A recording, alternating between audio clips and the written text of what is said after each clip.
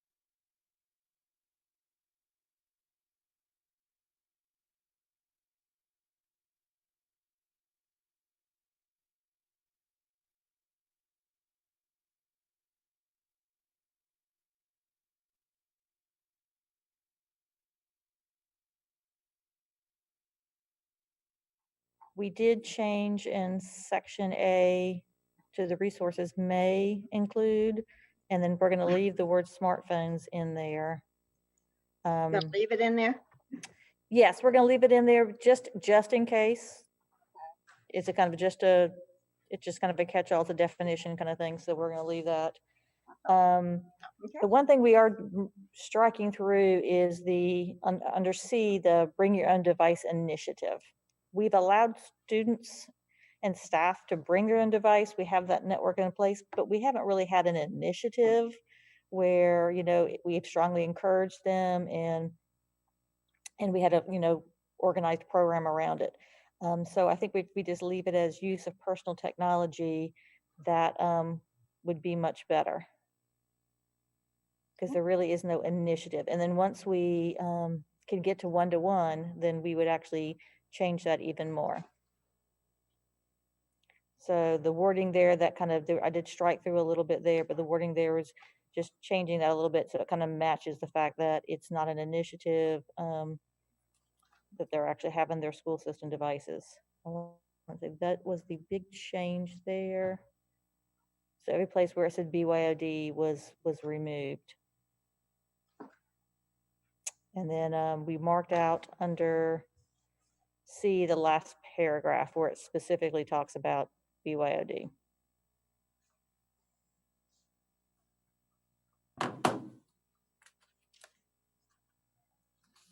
And then it was some name changes, and that was it. On page 4, Dawn. Okay. Where, okay, maybe because I added in one too. When we get to page 4, then I can see if there was a change.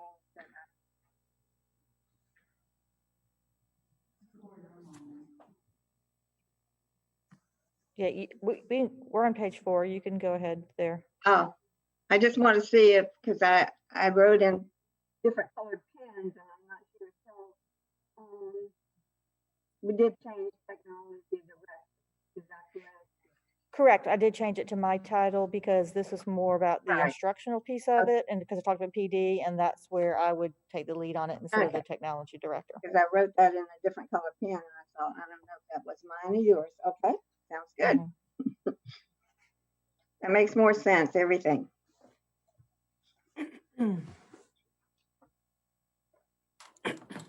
So that was all of the 3220, unless anybody had any questions. No, I didn't.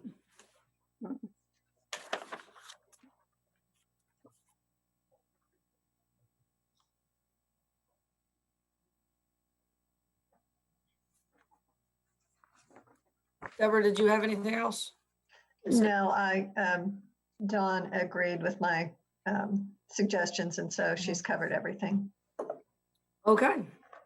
Well, then we can move that one forward. Should we just do that like we did last time, Jeanette, and just throw them all up there at the end? Yes, I think so. Okay. All right. So next. So that would be 3225. Is that the next one then? Mm-hmm. Yes. Yes. Okay. Okay. Just want to check. So in this paragraph on the bottom of page 1, there's, I guess, conversation back and forth between me and Deborah.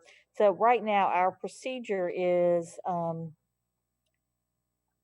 once an employee is hired, they have to sign the acceptable use policy, and then students in kindergarten, it was kindergarten, 6th grade, and 9th grade have to sign the policy. But we would have to change that now to 5th grade because we did, 3rd grade, kindergarten, 3rd grade, 6th grade, and 9th grade, because we did do email at 3rd grade. And plus, at kindergarten, when the kids are signing that policy, it's really the parent signing it for the kid. The kid doesn't understand the language in it. So I like the idea of in 3rd grade and then 6th grade, when it makes more sense to the child to be understanding what they're signing when they sign that acceptable use policy. So there was conversations about that back and forth. And and I'm okay with it. The question is the annual piece of it. So Deborah, if you can explain your, Miss Dagger, Yeah, I'm sorry, so explain your note. that's fine.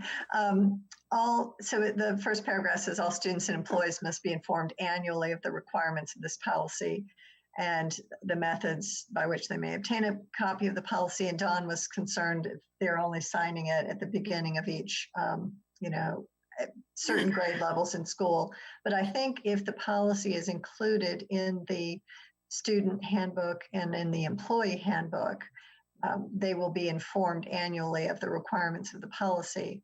They will have to sign a statement. The policy itself doesn't say when they must sign the statement. It just says they will sign a statement. So I think that unless there are concerns by the committee that having them sign the statement, when they receive the policy for employees at the beginning of their employment, and then for students at those various grade levels, I think that would satisfy it. But you could certainly be more prescriptive in the policy. And then I just suggested may use instead of uses, because it's, Don was mentioning that there isn't an automatic system in place right now for monitoring, and that may use would be more accurate. I mean, we have systems in place. We don't necessarily have all the features turned on to automatically, notify in certain things. Part of the issue is, setting it up and then being able to respond to all of those. But we are working on some solutions to make sure that we are having an automated response when it comes to students and, like anything where they could possibly doing anything where they're harming themselves or talking about harming or getting into things that are, dangerous, that, maybe alerts need to go out to adults so they can intervene. So we are looking at putting those in place. Yeah, I just think that you don't want to give a false sense that things are being monitored 24/7 if they're not, and may use gives the notice, but it doesn't give a guarantee. Yeah, I like those terms. And how do we ensure that all students are trained? The paragraph above that. Legally, we are responsible for doing training. Right now, we're making sure that the training is happening at the middle school level. Now, in this pandemic, I'm not exactly sure where that is, but we do have created a course so that when students enter sixth grade that they're supposed to take. It's being administered through the media specialist and through their teachers. Actually, counselors at some schools are even helping, but that is our actual requirement for our federal funding as well. So is there a place in Power School that can document that? I think we actually added that already, but I will check. But yes, there is. Okay, that would be helpful.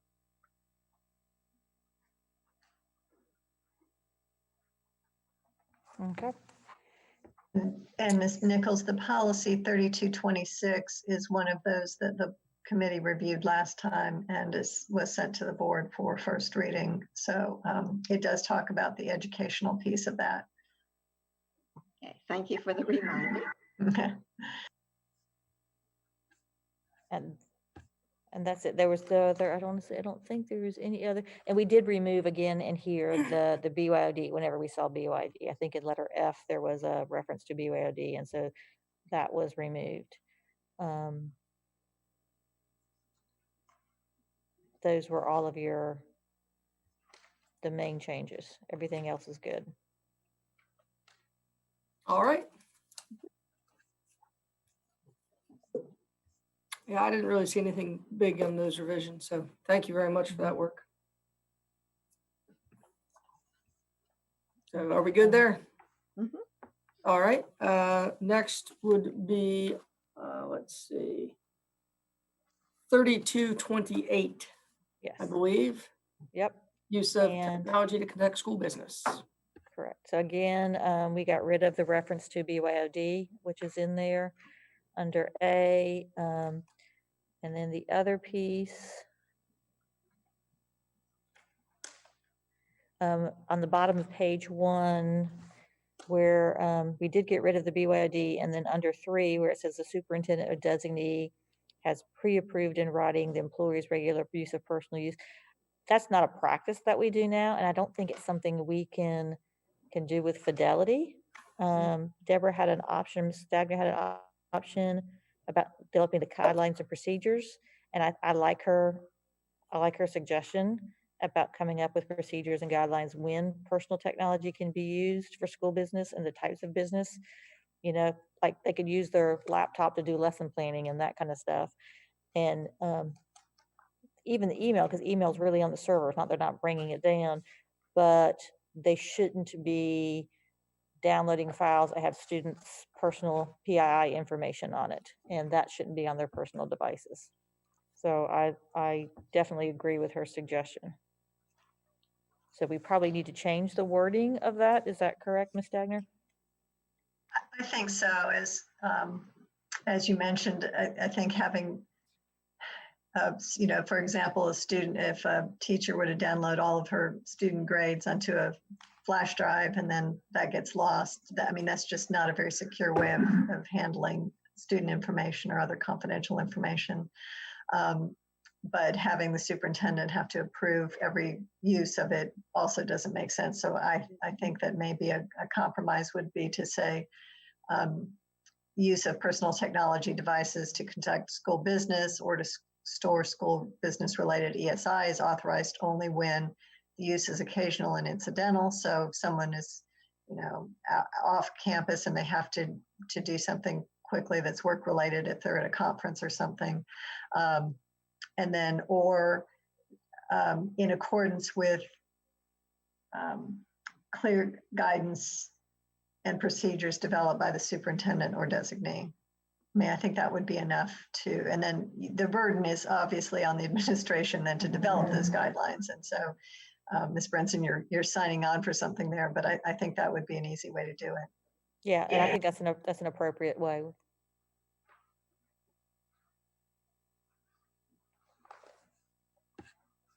Okay. All right. Anything, Jeanette? No, and Dawn, clear, isn't she? All right. Thank you, Dawn. Yeah, thank you for fixing these, and thank you, Deborah. Well, there's one other one that we kind of made a change to. In the very next paragraph, did have it, because it had in there specifically about not using, flash memory cards or USB flash drives and all that. I don't think that's going to be able to work for us, because that is how, teachers will transfer files like lesson plans from home back to work. We have teachers that will leave lesson plans for subs on a flash drive, and the sub then will plug it into like the Recordex panels. So I don't think, unless we're going to say we're going to purchase them for all employees and replace them as they are broken, I just don't feel like we can say they can't use them.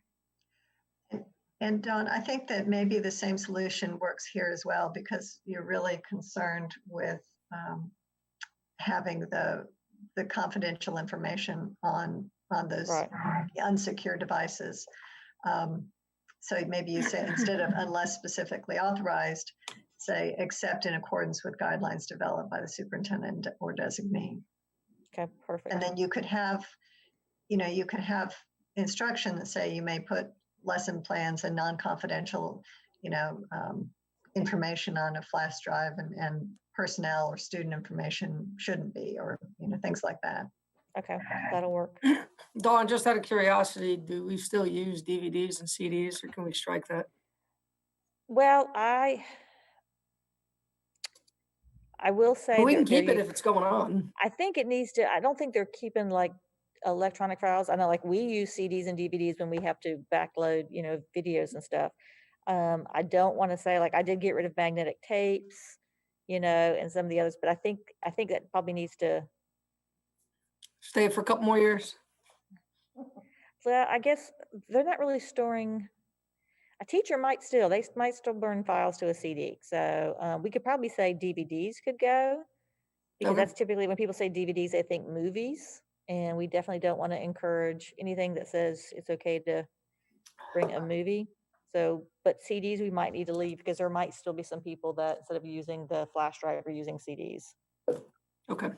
Don't know why, but they might be doing it. So can we just strike that DVDs then? Yes. Great. And I think that is that. Yes, that is it. Ah, thank you again. Thank you. All right, so 3228, are we ready to start our new policies? Didn't we have a field trip one in here somewhere? It's coming up right next. Okay,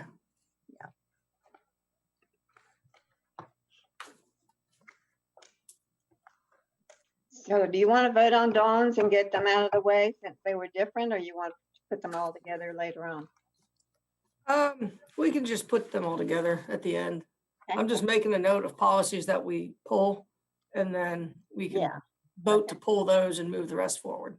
and Deborah's good about keeping up with all of it. Indeed.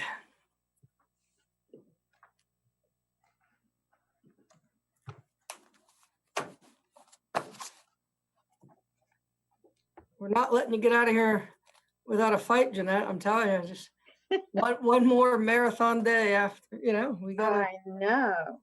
make sure you don't miss this. This is the fun part.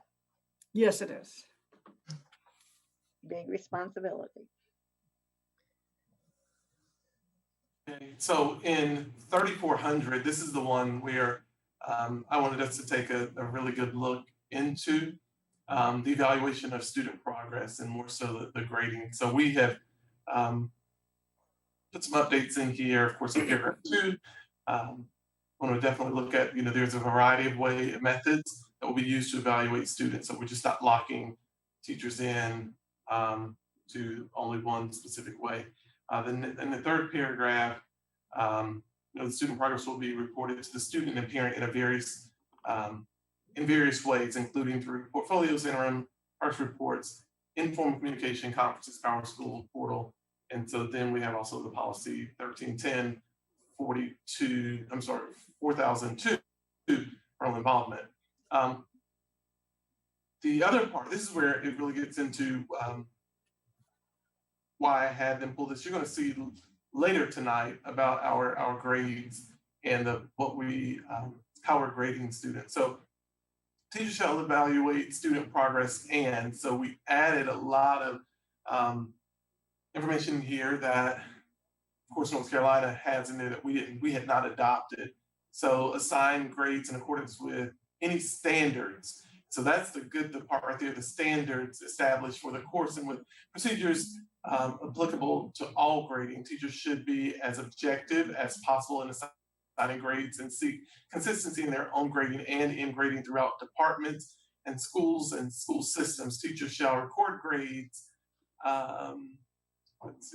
record grades in Power School within 7 days of the assignment due date and keep accurate records in order to sustain a grade or assessment given in a course while attendance and behavior okay, you can read all that. So the purpose right here, I wanted us to take a look and talk about one, adding in a minimum of 9 grades, just a minimum of 9 grades for the entire grading period for 9 weeks. So in 9 weeks, students need to have at least 9 grades in there. When going through and doing a grade audit to see how our kids have done through the first 9 weeks with the pandemic, we found that some teachers had only had some 1 grade, 2 grades, some only 3 grades for the entire 9 weeks. So that was an unfair, because you look across the district and some had 18 grades, some had 20 grades in there. So it's not consistent amongst the school district. So I wanted us to pause there and think about, is that something that we could do for our to provide a consistency across the board? I think so, definitely. It's not fair if we have such a variety of ways of grading. Dr. Faust. Would we weigh those grades, Dr. Faust? In other words, some are homework grades, some are test grades. Right. So I didn't delve into the category of the grades. We were just saying, I'm just looking, for this one, just the number of grades. And I agree. I mean, we could take another look later on and see, how many grades, but of course, when you have, 3 grades and let's say one is a test and one's a homework grade and others a participation grade, that's really not consistent of what the standard is that was being taught. And I think, Al, was that you? Yes, sir. I was just agreeing that we certainly would, I think, want to come to a happy medium in terms of not having too many, but also having more than just a few. So, maybe a range would make sense, but I definitely agree that they would need more than just 2 or 3 grades, but at the same time, they don't necessarily need, 50 grades. So I think you're absolutely correct. So I guess my question is, when we're talking about 2 or 3 grades, I've seen it where teachers, and some of my daughter's teachers have assignments, every week, and they lump that in as one cohesive homework grade. So they're having assignments, but isn't it possible that when we see 2 or 3 grades that they're just being lumped in and the average is what we're seeing? So so if a teacher is doing that, how are they recording it? Because again, like you said, the average is what we're seeing, and what we see in Power School is actually what they have put in. So you're right. The teacher may say, okay, I'm going to be checking this weekly because it may be a project, and they wanted to check the steps, but the actual project end result is what's being put into Power School and not the daily grades to help. Okay. Okay, I get what you're saying. So we just need to see that on a more consistent basis. And Right. We need to see and I said we need a minimum, because when you go back and pull those grades, like I said, one may say, okay, we did a project for the entire 9 weeks. Okay, so that was only giving the child one opportunity because you gave them that one grade. But if you go back up and look at how the wording is, was that actually objective by just measuring that one project for the entire 9 weeks? Okay. and Dr. excuse me, the language in the policy also says that teachers shall record grades in Power School within 7 days of the assignment due date. So it would read that there's a requirement for each of those separate assignments need to be recorded within a week of their grading. Okay.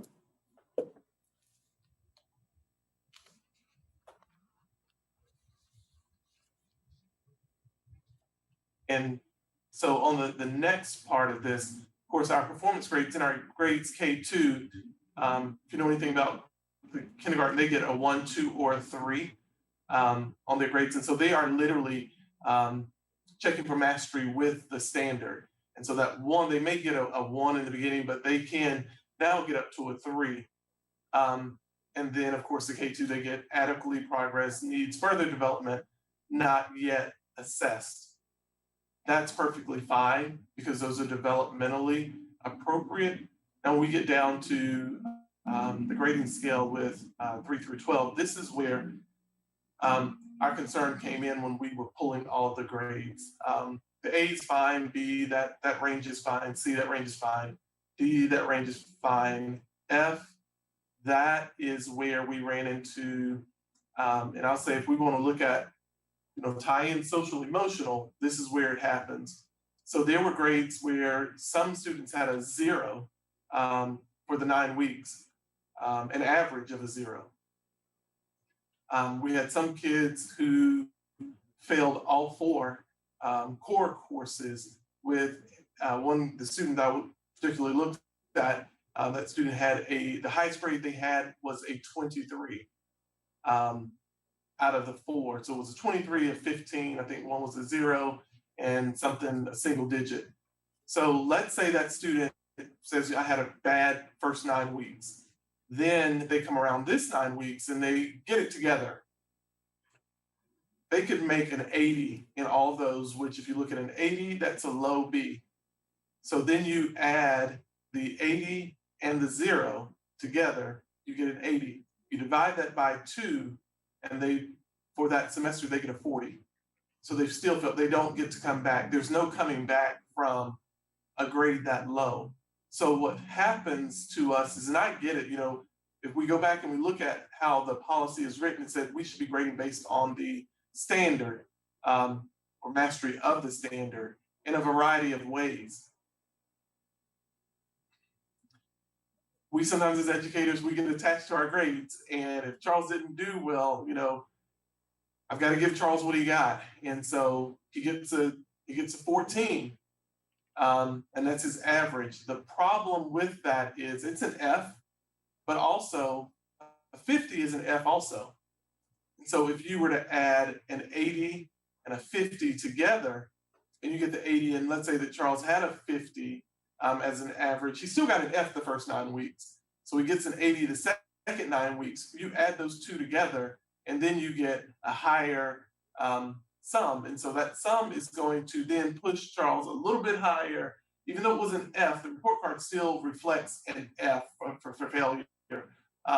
However, that 130 divided by 2 gives that child an opportunity for success. And if we're measuring the actual standard and how they participate on the standard, there may have been some complications. I'm not disputing that. I'm just disputing that if we're measuring for content and mastery, and we do give the person the F, we are failing them extremely low. So what I'm recommending is that we put the F at a 59 through a 50, and that being our lowest F, and then incomplete. What we didn't use this grading period in Power School, what we didn't see a lot of, are incompletes, which would give the student an opportunity to go back in and have access to fixing it. But what we did is we gave them that 23, that 14, and you're going to see that if you looked in our grades, you'll see all of secondary, what that looked like. So that's what, those are the changes I am recommending, is that for an F, we go from a 59 to a 50 instead of and below, because it's still an F. Bottom line, it's still an F. And then if you need to go lower, then you put an incomplete. So I guess my concern in making that a permanent policy change is, aren't we, I mean, I think that has to happen now, immediately, and, for the remainder of this year. But if we do that and make it permanent, I just really worry about a student who doesn't want to do anything for 9 weeks and comes and gets 100 the second 9 weeks. I don't know. Why make that permanent? Why not just do that for this year? I guess is my question. Dr. Faust, if I could add some additional information. Go ahead. In speaking with the large districts across the state, I did consult with the majority of them, and the ones that I did consult with already have that as a policy. So we were very much the outlier in not having that as an established policy within our district. And then, as Dr. Faust references, it does not lend itself to students or teachers at really assessing the standards. And then also, if we think about truly what grades are designed to do, it should inform the parent of the level of student learning. And so in allowing these low grades, it really relieves the student as well as the teacher of the responsibility of ensuring that the information that is taught is learned. Okay. And I'll even say this, I get it. Oftentimes when individuals will say, well, what if they come back? Isn't that the goal that we want for all of our students to be successful? I think that's the end goal, that they're successful graduates of New Hanover County schools. However, if a student has a grade of a 29, and sometimes we'll get into the personal side, we'll say we're teaching responsibility. They weren't responsible. Then where is the portion in there that we have a grievance policy so the parent can grieve that to say, well, no one ever reached out to me. No one ever gave my child the opportunity to speak with a counselor. No one ever sent me anything in writing that this was going on. How many touch points did we do?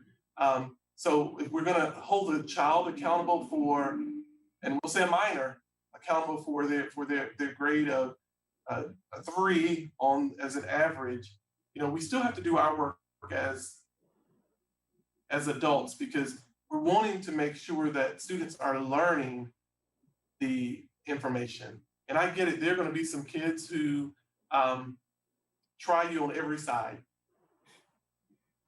but it's still an F. If they get a 50, that's still a failing grade.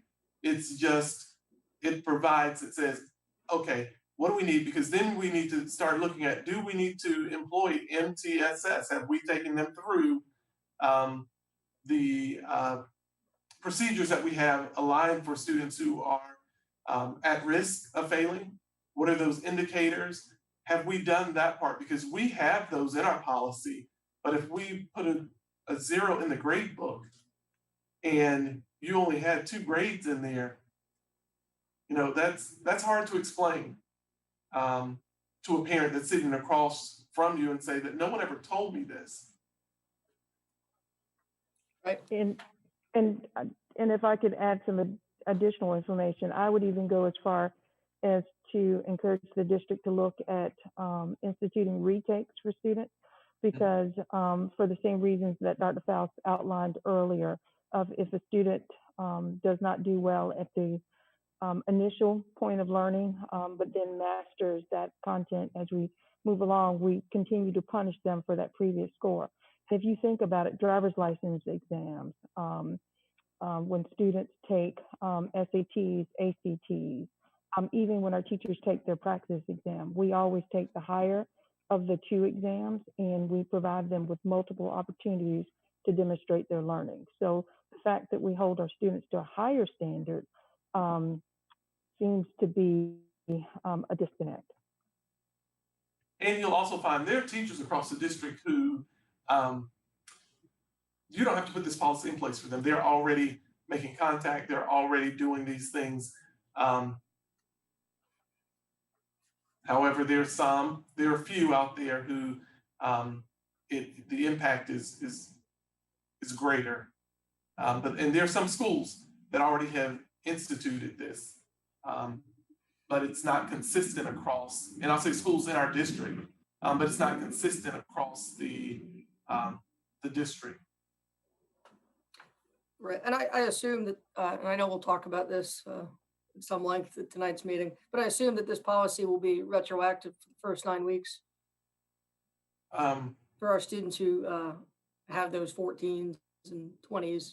This will be retroactive. Their grade will be a 50. 50. That would be great for because we're concerned about. I'll be honest with you. In addition to this, we're concerned about our seniors, because there are several seniors who are in jeopardy of not. We have an 88% graduation rate. If we continue with what we have right now, we will not have an 88% graduation rate going in. And again, I'm sure we'll get into all this later. Can I ask an estimate? What do you think it would be? Oh, for graduation, I'd have to have. If we continued with what we have. Oh, wow. I don't know if Al has that information at hand. No, I don't have exact numbers, Dr. Faust, but I think you're correct in that we would see a dip in graduation rate if we don't take some proactive steps to try to support our students in a positive way. Yeah, it's tough. I feel like they're being asked to do stuff that their 17-year-olds just can't really do. Which is, Right. So thank you. I'm in support of the policy. So am I, yes. Thank you for Okay, that explanation. So I just want to clarify where the first suggestion was from Dr. Faust. Would that be under, so 1, 2, 3, the 4th paragraph? Teachers shall evaluate student performance at least 9 times per grading period. Yes, and assign grades in accordance with any standards. Is that what you intended? yes. Okay. Okay, and then also, so you just want to change F, it's 59 to 50, and that's the only written change here? That's the only written change. Okay. And we'll need to, I guess on our side, with Dr. Smith, explaining what an incomplete means to our staff so they will know that they can actually use that incomplete for students and giving them an opportunity to make up those assignments or whatever it is that they need in order to do so. Yes, because in the past, I think they thought it was only if they were ill for a period of time. So there's a lot of illness going on, and I think we need to give every opportunity to show what they've mastered. I agree.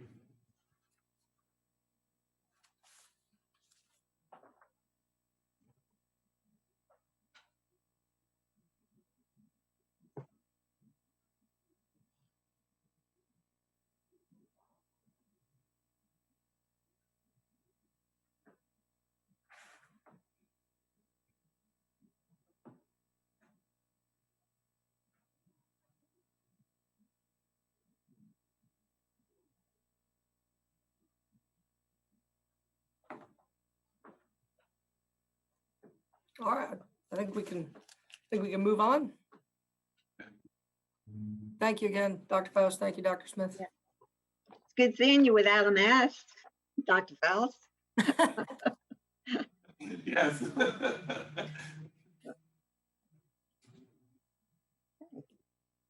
All right, so on to, We get back to school trips, what's that? 3320 school trips. Well, did we want to stay on this academic failure issue and go to 3405?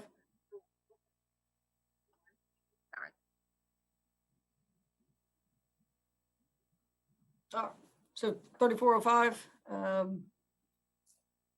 That one too.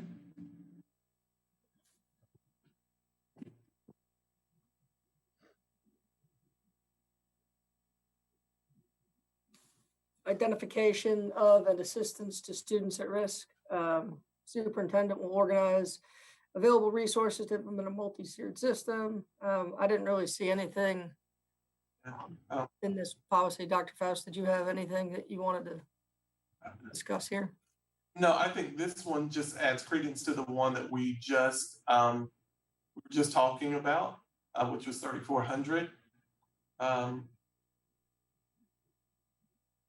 This one I'm good with, especially even the definition of at-risk student, because this is where we are right now. I did have a question, Mr. Boyer.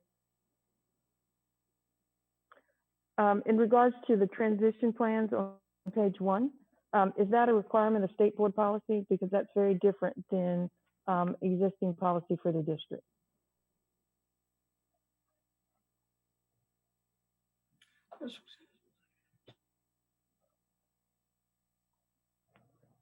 So transition plans are required.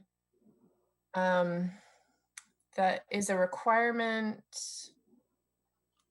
115C 10541 requires boards to adopt policies that direct school improvement teams to develop plans to include successful transition between grade spans for students at risk. Now the details are not all required, so it's also not clear under state law whether an individual plan for each at-risk student is required or whether school level plans are sufficient. So this policy just addresses a transition plan for a school-wide transitions, not individual. This information, there's guidance from the state board about doing the transitions, but I think some of this information can be modified, but the transition plans themselves are required. And then I would ask a question of Ms. Varnum in regards to the current transition plans that the district does through the work of our dropout prevention. would you believe that that meets the requirement of this policy? Yes, I actually would. I was going to mention that to you. Yes. Okay. Well, thank you. I appreciate the clarification. And Dr. Smith, this transition plan, this part B in this, good morning, everybody. Morning. This transition plan, part B, there is an NC STAR indicator for school improvement that is almost worded exactly the same way. We could advise action steps for schools in conjunction with student support for that indicator and require everyone to use that. Thank you.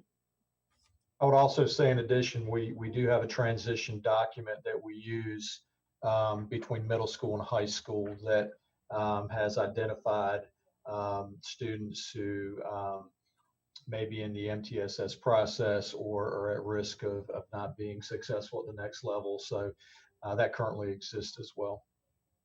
Thank you. Those were all my questions. Thank you, Dr. Smith. All right, and we can push this one forward unless there are any objections. All right, we can just keep clawing up the list. So let's hit up 3410, testing and assessment programs. I did have some questions in regards to this, and I will ask Dr. Elizabeth Murray if she'll address them for our division.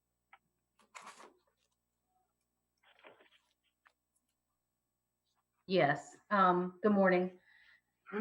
Specifically in section B, the second sentence that begins, for all students, including English learner students in their first year in U.S. schools, the results of the EOC or CTE state assessments will count as 20% of the student's final grade.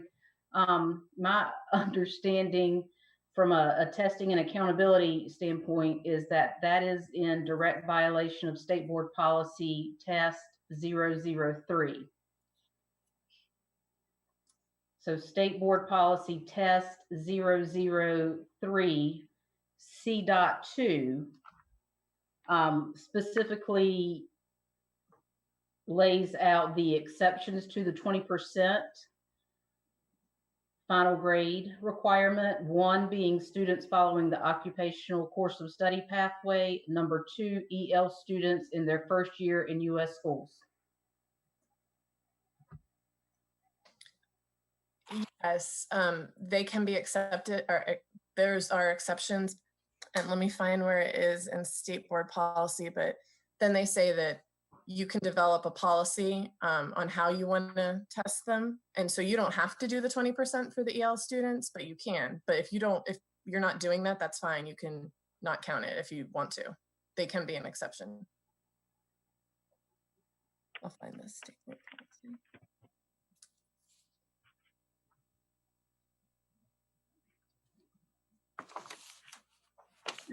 So I see that in C.4 in test 003. Mm-hmm. Right. I can just say that in our specific training from the testing and accountability division at DPI, our training is very clear that first year students are exempt. Okay. So you count it as 0% for them? They're exempt. It doesn't count at all. Yes.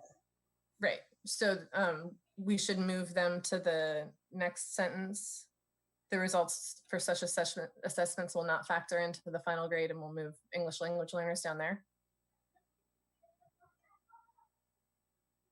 I'm just reading.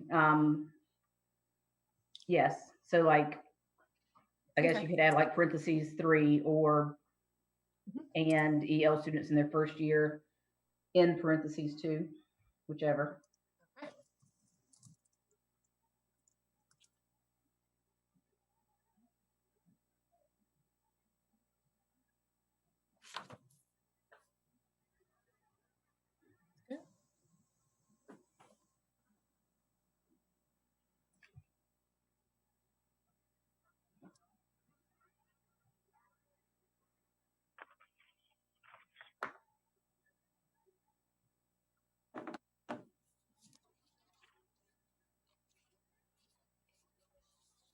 Dr. Smith, did you have anything else on that one? No, I did not. Thank you. Okay. Dr. Faust? I have marked on 3410 and 3420 on a bunch of these just to refer to the two of you. So I appreciate your expertise. All right, 3420 then. Jeanette, did you have anything there? No, Remove that? thank you. Okay. 3420, student promotion and accountability. And here again, I will refer to Dr. Murray. Yes, thank you. In part, I believe it's J. Yes, part J, section 1 at the top of page 4. Based on State Board Policy CCRE 001.7.3, we need to add the same verbiage as is at the top of page 5 of this policy for courses with state-mandated EOC test students who already have scored a level 3, 4, or 5. The score counts as 20%. They may elect to retake the EOC, and the higher of the two scores will be used.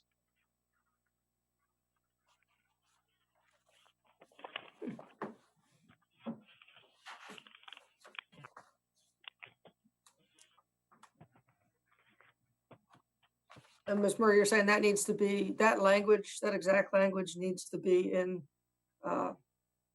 section J? Section J1, yes. Point 1, thank you.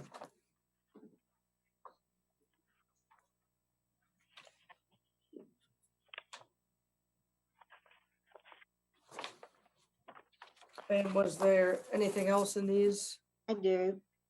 McKenna, on page 1, under C, wouldn't we say 12th with a TH for 12th grader instead of 12th grader? Yeah. Okay. Catch. And on page 2, under F, can we say summer reading camp so parents know when it takes place? I'm sorry, where are you at? On page 2, under reading camp, F, Uh-huh. let's call them summer reading camps because that's the only time they take place, right, LaShawn?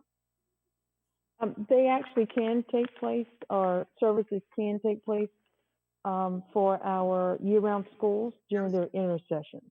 Oh, okay. So just, okay. But we have historically referred to them as summer reading camps.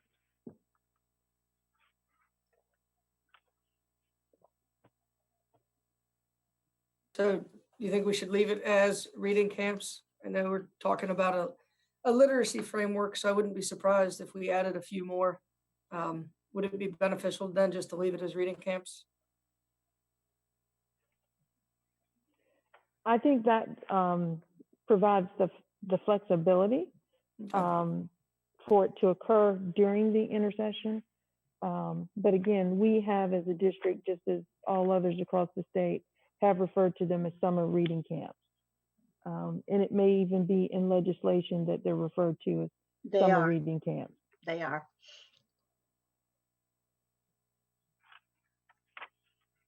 Do you want to change it, Jeanette? Or just for consistency, or leave it? Consistency, yes. But we could say summer and intercession reading camps if you wanted to. That'd take care of everyone. That's fine with me. Summer and intercession reading camps. I'll put in the first sentence. Thank you. And Jeanette, did you have anything else? I don't think so. Nope. Everything else looks good. I like the promotion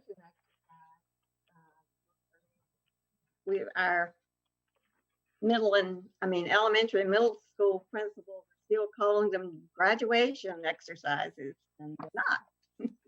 Yes, I know. I know. And we I, a keep- board member said he was going to go to his daughter's graduation. uh, He probably I, stepped I down by am, student. I am loose with my language. I don't know. No. She kept calling it her graduation and yeah, but that's, Even our little kindergartners. Okay. That's fine. yeah, promotion exercise. All right, so moving on to 3430. School improvement plan. I did not have any questions, but I will defer to Dr. Jethro if she has any questions or comments. No, ma'am, I'm good. Thank you. Okay, I did not have anything either. On page 2, just a question. Your F, where it talks about duty-free instructional planning time. Does that happen at the elementary level? I'm sorry, Miss Nichols, I couldn't hear you. Oh, I'm sorry too. Page 2 under F, where it talks about the duty-free instructional planning time.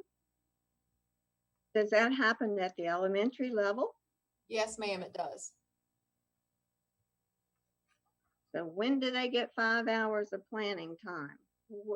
It is accumulation. So during the itinerant or specials times, and then a lot of elementary schools use a duty-free lunch period, and then a period of time after school. Oh, okay.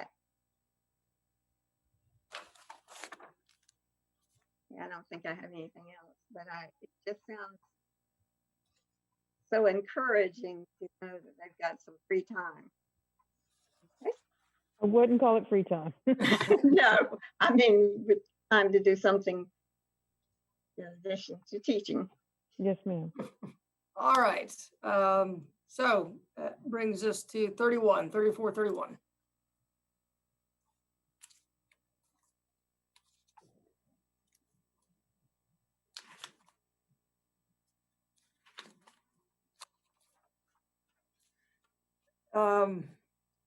And I had some questions here, and there was a couple policies like this.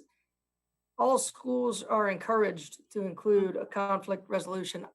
I don't understand aspirational policies. I think it should be required or not, because a I clever agree. person will say, hey, you were encouraged to do this and you didn't do it. So I just wasn't really sure about the reason for a policy that says we should do this. I think it's great. I like the conflict resolution idea. I actually think it should be part of the character education, but I feel like we should either require it or not. Is there a reason for the encouraged?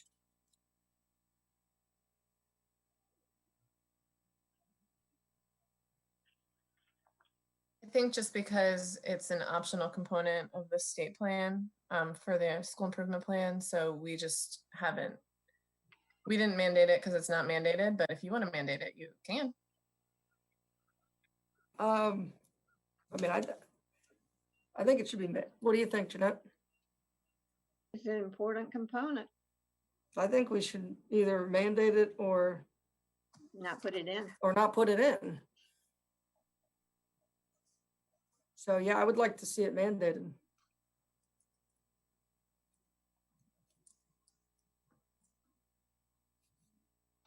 Okay, so I can change that to all schools shall include. Yep, that would be great. And then I'll look at the school improvement plan policy and see if the language in there should be changed to reflect this change too. Does this conflict resolution speak to just all levels of conflict? Student, staff? I'm just curious, is it comprehensive that way? Should we read it that way?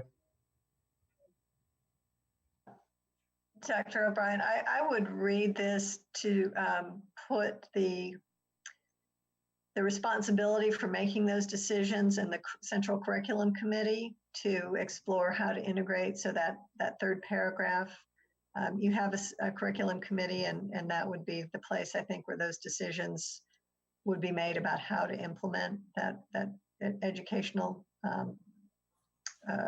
portion of the policy. Thank you for the honorary title. I appreciate that. So should I read this just about curriculum, and maybe I'm just not seeing the whole thing? I apologize if I looked at it the wrong way.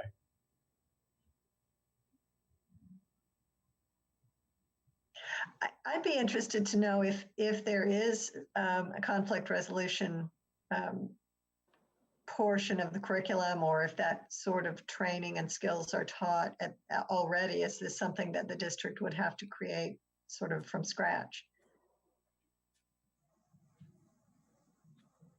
Thank you. So currently, the way that I would say that we handle this in school improvement plan there are two key indicators in NC STAR that principals prioritize. We can require those. One of them says all teachers employ effective classroom management and reinforce classroom rules and procedures by positively teaching them. And the other one says all teachers are attentive to students' emotional states, guide students in managing their emotions, and arrange for supports and interventions. The action steps that we would include under those could be specific to conflict resolution and Sanford Harmony and the curriculums that we have. Thank you, Michelle. I think that'd be great. I don't want to reinvent the wheel, but I do think it's important. I'm sure it is something we're already doing, but that's great. Thank you very much. Do we want then to hold on to this one and look at it more in depth to make sure it covers the areas that we want? I'm fine with that.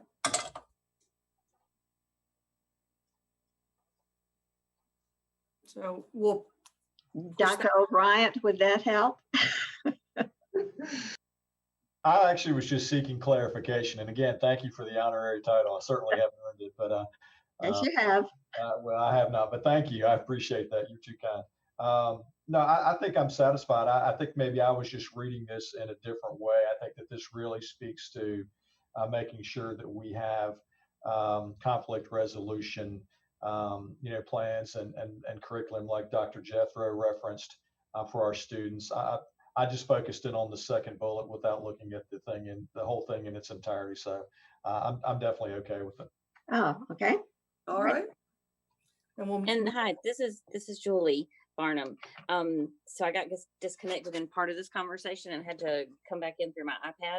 But also wanted to mention that many of our social emotional learning curriculum tools that we are implementing this year for all grade levels include the problem solving and conflict resolution, a lot of the pieces of restorative justice. So it may be that we are, I feel pretty confident that we are addressing these. We just have not fully implemented because we're still working on getting the right pieces in place.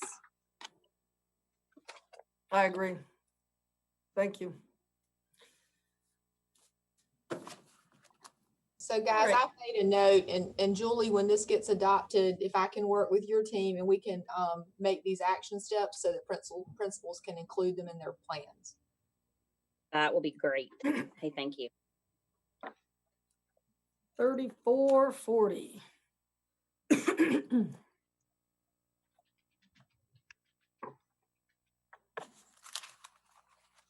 Recognizing excellence.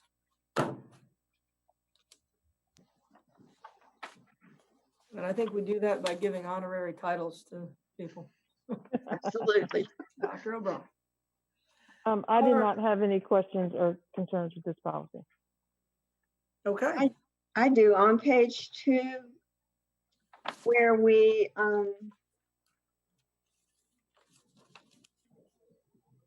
under A, grade on page 2, but it talks about in grade 3 through 5, they can't receive recognition if they have a UN citizenship, but it's not there in grades 6 through 12. Why?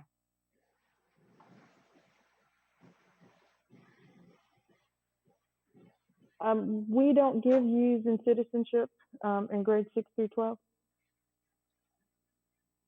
Is there a reason why a person can't receive the AB honor roll if,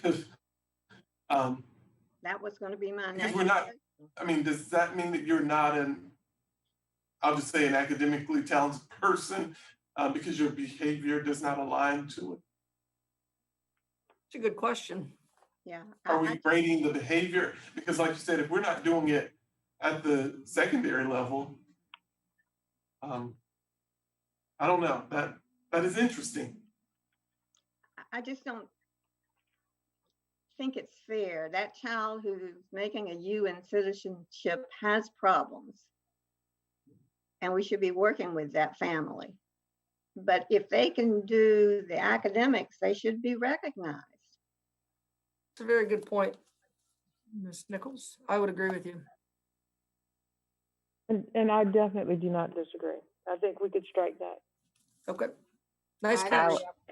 Yeah, I would agree with striking that as well. Thank you. Yes. If I might, I had one comment going up to the very first paragraph, the last sentence. So the board may recognize exceptional contributions in a variety of ways. I would be more comfortable taking out that sentence. I do worry about hosting banquets, about expenditures of school funds, and also the student scholarships. There's a separate program for that. It's not really recognizing it. It's its own individual program. And so I wonder if it would be helpful or not harmful to delete that last sentence. While keeping the spirit of it, I think that we do have to be careful about the use of school district money and make sure that it's not loosely sort of authorized without some guidelines. Yes, I'm fine with striking that.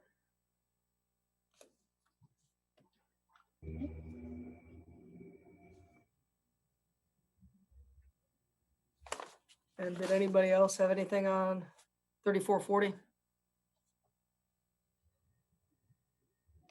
Ms. Stagner, you're not indicating that they would not be able to give scholarship. It's just that you're not comfortable with that language. Is that correct?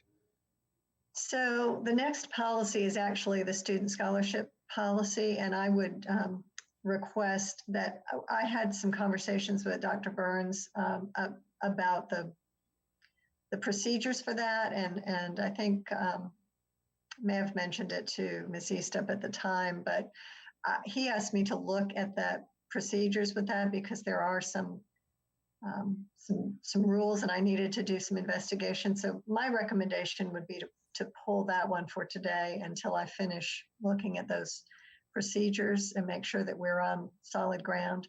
I'm not saying that it can't be done. What I don't want to do is give the impression that, a school or that there could be a sort of a loose spending of district money without some clear criteria and guidelines. I just think that we need to look at that and make sure that the funding is appropriate and authorized under state statute. Thank you. So you want to pull, are we good with 3440 now? All right, we'll push that forward and we're going to pull policy 3445. Ms. Stagner, I did want to ask though about a way to guarantee employment if we do continue with the scholarship program, and I certainly hope we do. I think it's important. So I hope we can find a way to make sure we're doing that within the confines of the law. So one of my partners, Melissa Michaud, has worked with a couple of different districts that I represent and that our firm represents in developing sort of teacher scholars programs or providing scholarships or funding. And there are some really complicated rules about that. And I just asked her to take a look at it and to talk to me about this particular program. I followed up with Ms. Smalls to get some information about the funding for the scholarship program. And like I said, Dr. Burns asked me to review the agreement that the scholarship recipients receive and have to sign. And I want to make sure that we're all on the above board and on the right side of the statutes, and making sure that we're not including anything that might get the district in trouble. So I know it needs to be done quickly, and we're moving on that. I just think that if we can pull this and make sure we've got all our ducks in a row, that would be great. Thank you. This would be where we would have a foundation. Our school foundation would be able to solely take this on, and without a question, they can raise money and get the funds.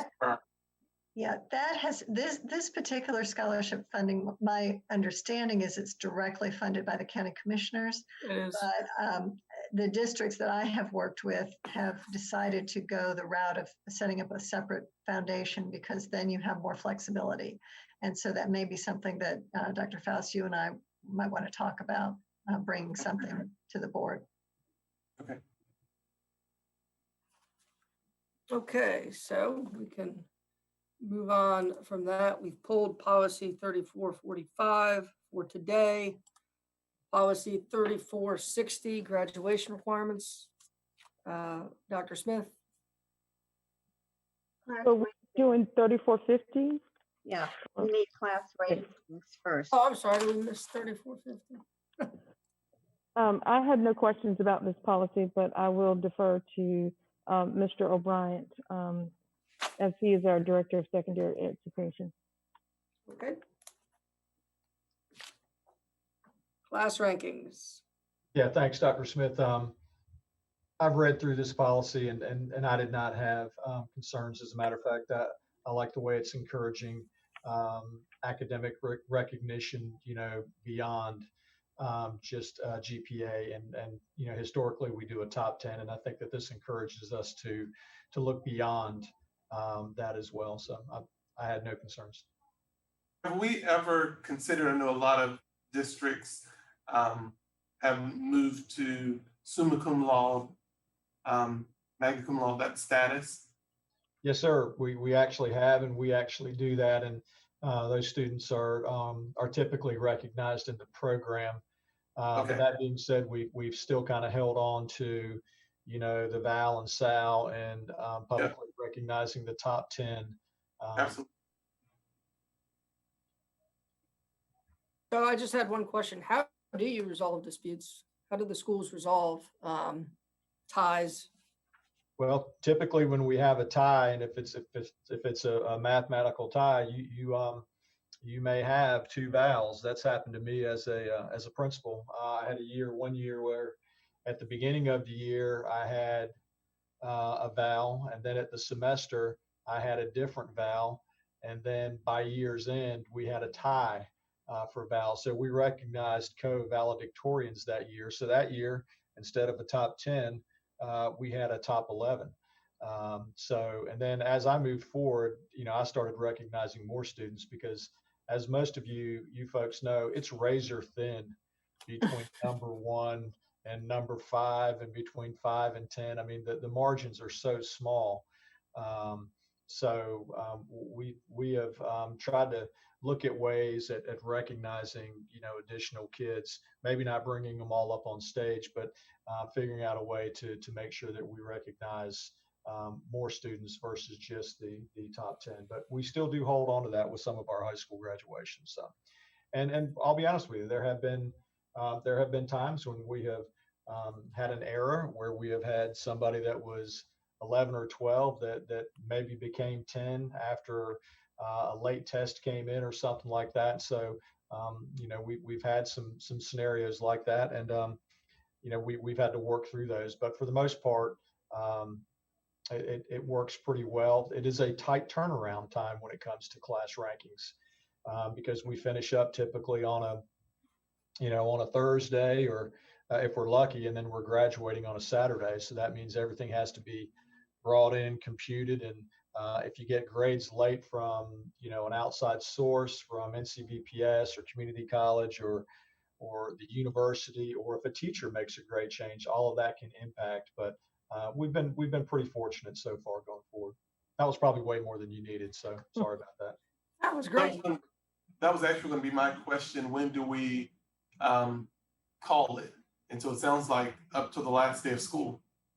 We have, and Dr. Oh, wow. Fox, we have historically done that, and I know we don't like to go too far back, but at one time, I think it was way back when I was an assistant principal, we actually did it on 7 semesters versus 8 semesters. But currently, we do use full 8 semesters. Okay. All right. Well, Dr. Al, thank you for that dissertation on class rank. Welcome. All right. So if there's nothing else, I guess we can push that forward. Jeanette, did you have anything else there? No, that's great. Thank you. Okay.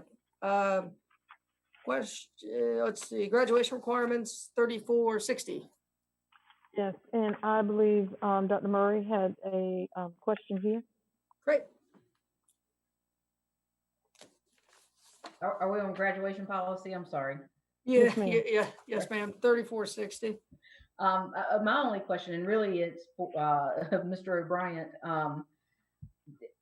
as it's currently written, we're just at the state requirement of 22 credits for graduation, and outside of 1920, school year 1920, New Hanover County Schools has always done 28 credits.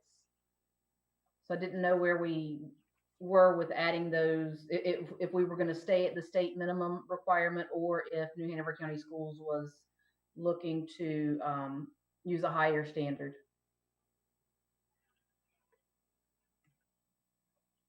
Yeah, I think that's up to the board and the folks that are on this call. You're correct, Dr. Murray. We have typically used 28 for a student that has been with us for 4 years. They have an opportunity to achieve 32 credits. Our formula has always been 4 less than the total opportunity. So while it's 28 for a student that has been with us the whole time, a transfer student, it might not be 28. It could be 26. It could be 24 based on what their total opportunity was at their previous school. So if a student comes to us from a school that was on a 6-period day, and they come to this in their senior year, they may have only earned 18 credits and basically may have performed very well, but it's not feasible for them to earn 10 credits in their senior year. So we do have a formula in place that allows for transfer, but you are correct. We currently do require more than the state average. I'm hoping that we would have, if we continue forward with 28, I'm hoping that we would have a waiver for this year, much like we did last year, to support our seniors in this global pandemic. Do you think we should drop it to 22 for at least for this year? Again, I just have concerns long-term about some of the credit requirements over the next, 5-6 years, because I think the pandemic, while it will be gone, hopefully, educationally speaking, it's going to be with us for a long time. We are actually bringing to the board tonight a request for a waiver for the graduation requirements for this year. So we are addressing that as a request through a waiver request for this year. Excellent. So we can go ahead and move forward with this with the waiver. Is that correct? Well, I think this policy is, if I'm reading it correctly, shows 22, which is the state requirement, and we historically recognize 28. So I think we're trying to get a waiver for this year, but I think going forward, we have to determine, are we going to go with the state requirement or 28? And again, I'm sorry. Al, I have a question for you. So in our policy, where in our policy does it state the 28? Because I understand the 28. Yes, we want to ask for that waiver for this year, but is this the policy that only says 22, or does I know the state says 22, but does our policy, where does it say that? Or do we need to write that in? No, it's in our past policy, in our previous policy. So it is actually in our past Okay. policy. Okay, I just wanted to make sure that the policy did say 28. So I think that the policy that you all are looking at is the School Board Association's sort of basic minimum policy that includes the state standards, but certainly as you'll see the local requirements on the side that anticipates that the board can add in what its current local requirements are. And if that's what you have done in the past and you think is appropriate to have 28 credits, then that should be included in this policy, and then you can waive it for these very unusual circumstances that we're in this year. Riding shotgun, Deborah. I was trying to figure out where is that. Yeah, and I don't know. I don't know, McKenna, there are several policies that you've listed in the correlation table that are the current policies. Do you know where the local requirements are currently? It'd be in the 7,000 series somewhere. It's in 7440. Okay. So do we need to Are we with policy 3460? Because it since it's out of sequence, that one's 34, and then that's one's in the 7,000 series. The previous one was in the 7,000 series. It's previous policy 7440. So yeah, the current policy 7440, I think that those local requirements could be added into this one if you want to take this up now, or you could put it on hold and just waive the existing policy for this year and then take this one up at a later time. Dr. Faust, Dr. Smith, Mr. Bryant, do y'all want to continue to require the 28 and just waive it for this year? I mean, should we add that language to 3460? So I do believe that the requirements, because we do have the courses that support the 28.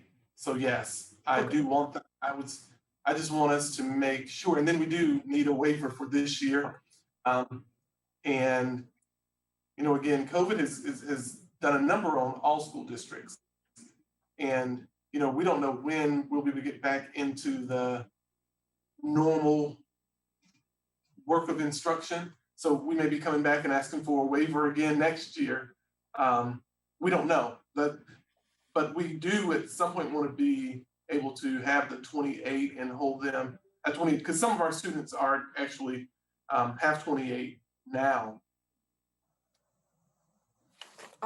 McKenna, can you add that to this policy for us? Yeah, so I can add in the chart, I can add 28 at the bottom where it says local requirements. So do you want to just add the 28, or do you guys have, I know like some school systems have a specific course that they require students to take, or is it just 6 additional electives? They're electives, actually. Okay. And so then that would go into number 1, the Future Ready course, chart 2, Future Ready course, chart 3. What about is it also 28 for kids on the occupational course of study? No, it's actually different. Let me look that up. I think it's 25.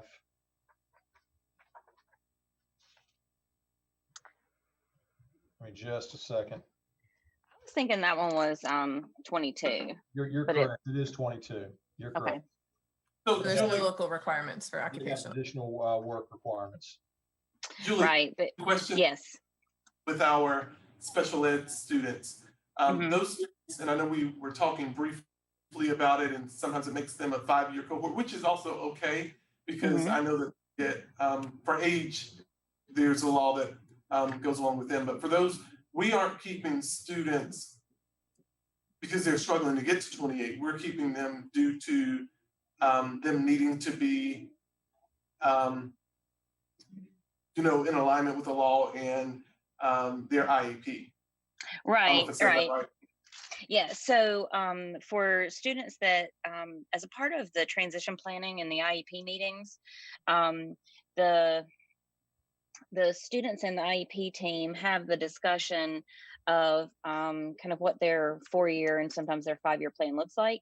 And so it depends on kind of the student preference on what electives they also want to take. So we don't limit their access to their electives, and we don't Okay. tell them they can't have the 28 credit option.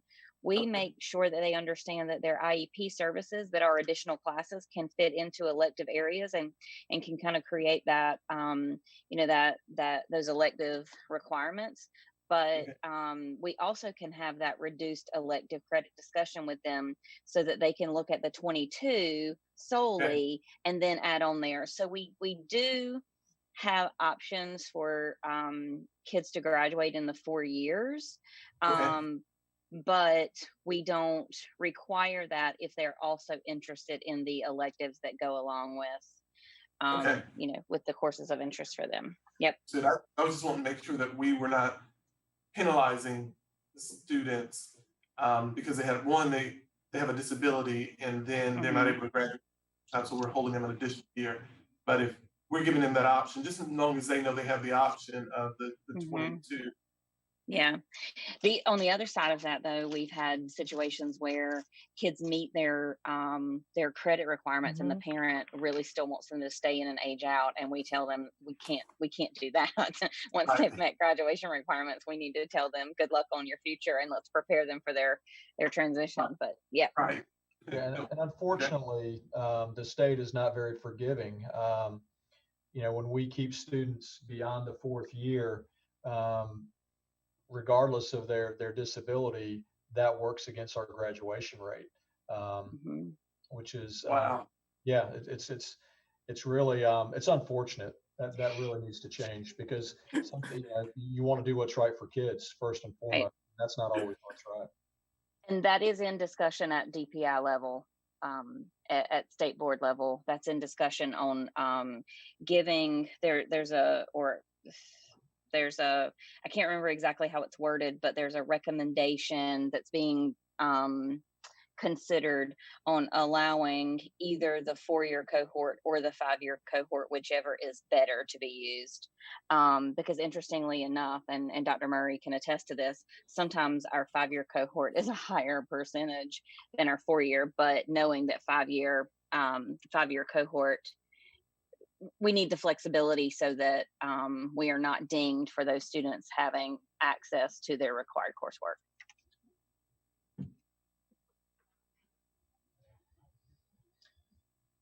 Thank you, Julie. I couldn't agree more. I did have just a couple of really quick questions on the ceremonies. It says in section D, students who have successfully completed the requirements for a high school diploma or certificate and have not lost the privilege as a disciplinary measure may participate. What sort of disciplinary measure would take away a graduation ceremony for a student who has met the requirements? Oh, it depends. Let's say they could go to I don't know. Yeah, it depends. So they could be at the prom and, let's say they fight and tear down everything at the prom and, do something, but right offhand, it depends. There's a disciplinary, or for instance, they, let's say they break in and steal some grades. They've met the requirements, but they've gone in and done some things. And I say steal grades, they've gone in and done something with the system. But there's a range of things that would happen. It's usually last resort, but it has to be something that's really, really, really out there for us because, believe me, the parents lawyer up. They come real strong. I learned a lot about how passionate some people are about graduations this year. Yes. Yeah. And there could also be a situation of a long-term suspension at the very end of the school year with a serious criminal offense, and it might be that it's determined to be unsafe for that kid to participate, and it's not applicable. We could have had them, move to an alternative program to finish their assignments, but still not be able to go back to the typical school environment. I understand. And I'll be honest with you, the only time that I've ever done that as superintendent is at the advice of the attorney. Okay. Oh, wow. Okay. You have to have someone who's going to be able to defend it for you or help you defend it. So that's not something that that's not the graduation, again, like I said, that one, you'll get all kinds of letters and, pastors, and he's been a good student since birth, and everyone is wanting to speak on behalf. So yes, no.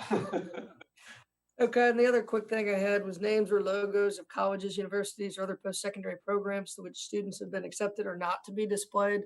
I might, it's probably me just being ignorant. Maybe it's opening Pandora's box there, but I don't know. Is that really a big deal? I know a lot of students are excited about where they're going and just want to throw something on their hat. But no, it causes too many problems. Kids are pulling them off if they don't agree with that particular school or whatever. In fun, but still, no. I think we need to be very reserved and traditional. All right. But I have a question on same page, number 2.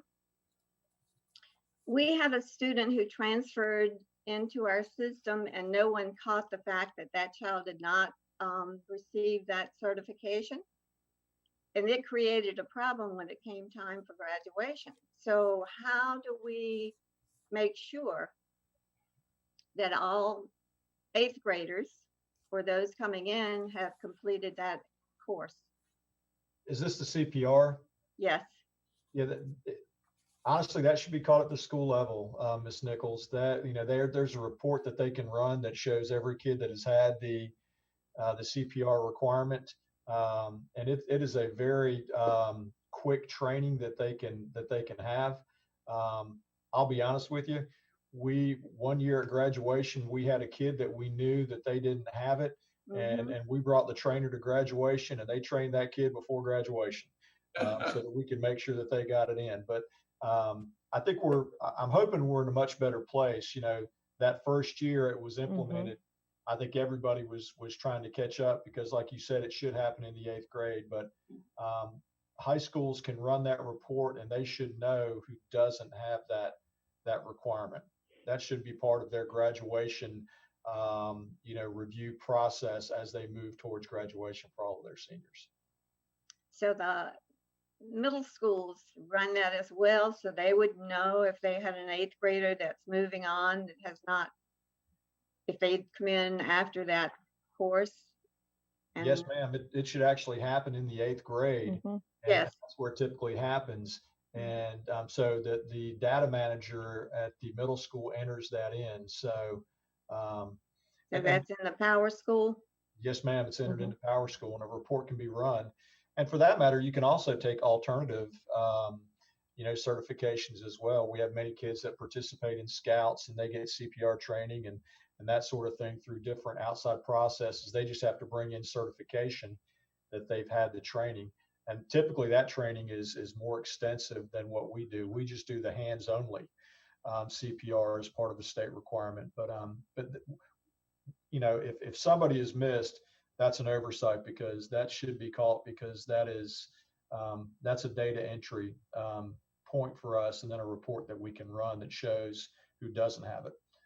And typically the high schools will run, CPR sessions throughout the year to try to catch students that haven't had it. But you do bring up a good point. This year is a year that we're really going to need to focus in and hone on that, because, the kids have, been in Plan C and now Plan B, and maybe that's not been on the forefront, but I'll make sure the principals are looking at it. Good. That would be sad if that was a deterrent from graduating. Mr. Billy, if I might, I just had a question, and maybe this is for McKenna, about why graduation ceremony is in the policy with the graduation requirements. And I'm just thinking of user friendliness of the policies. I'm not sure that if you're looking for graduation requirements, you would necessarily look here for ceremonies. And then it brings to mind the other policy. There was a little section at the end that was tagged on about promotion ceremonies being distinguished from graduation ceremonies. So I don't know if I'm the only one that has that question, but I was wondering why that is included. It's a good point. It's a very good point. Is there a reason we can't just create a separate policy for graduation and promotion ceremonies? And I believe previously they were separate. Okay, I can make them a separate policy. And can you go back and pull the promotion? Thank you. Yep.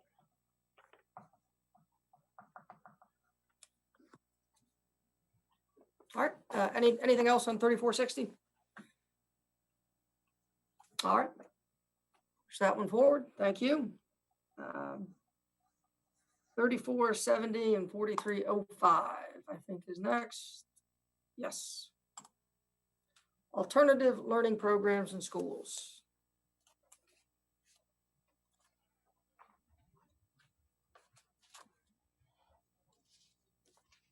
And here I'll defer to Ms. Varnum. Yes, I don't have any questions or concerns over this one. I think it's laid out well.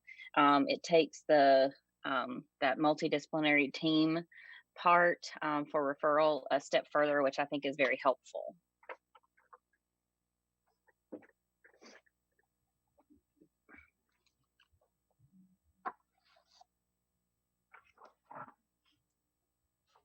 Yeah, I didn't have any problem. I thought it was good. No, that was fine. Ms. Nichols? No, no problem. Great. Okay. 3470 to be moved forward. And brings us to policy 3480, summer school. Everybody's favorite. I did not have any questions. Ms. Askew? Anything? Oh, nope, I'm good with that. Thank you. Is transportation provided for students in summer school? I think it depends on the programming and the funding. For the summer schools that we have provided with state funding, we do provide transportation. But for other summer school programs, we do not.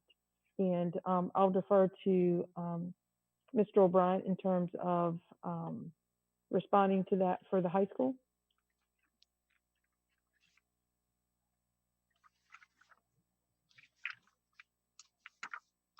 Sorry, guys, I was on mute. I didn't notice that.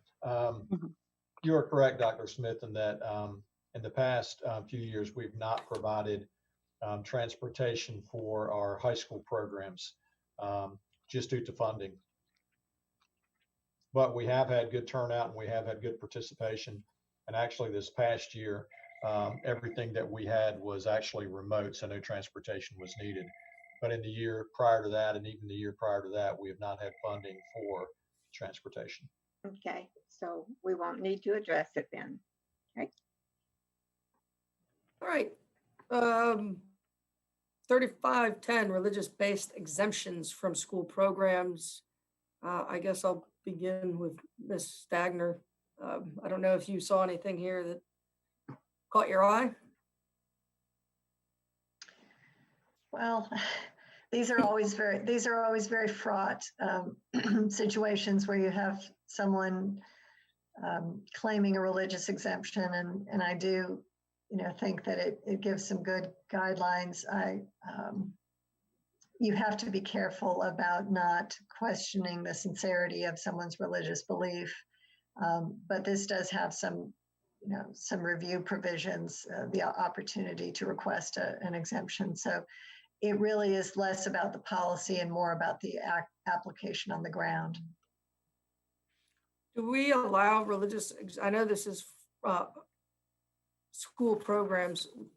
I didn't see anything about vaccinations. I don't know if that would be covered under this or a separate policy. Does the state even allow for exemptions to vaccinations based on religious grounds? Yes, I believe, and yeah. that's included in, it's included in general statute. Okay. And I think you're correct. This is more directed toward the instructional program. Right. Okay, so but you didn't see anything in particular that was troubling? It's just a matter of being careful when we actually. It is. I mean, again, I think it's useful and helpful to have the expectations set out there and the process by which exemptions will be requested and considered. So I don't have any problem with the procedure and the policy. It's really, again, just being careful when you get one of these to make sure it's applied properly. Okay. Anybody else on this? All right, 3510. Moving forward. 3515. Religion in the schools. Right back at you, Ms. Stagner.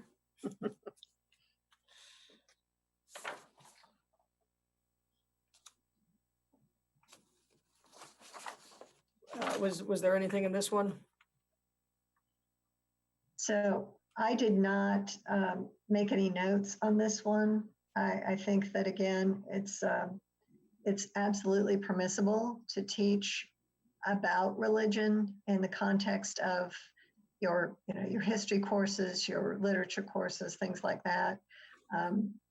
It's a very, again, a fraught area. I've certainly been made aware of challenges when, for example, a course referenced something about Islam and parents get upset, or someone even references something about Christianity, and it's in the context of not proselytizing but teaching. And so again, it's in the application and the carrying out of the program. So the policy language itself, I didn't have any problems with.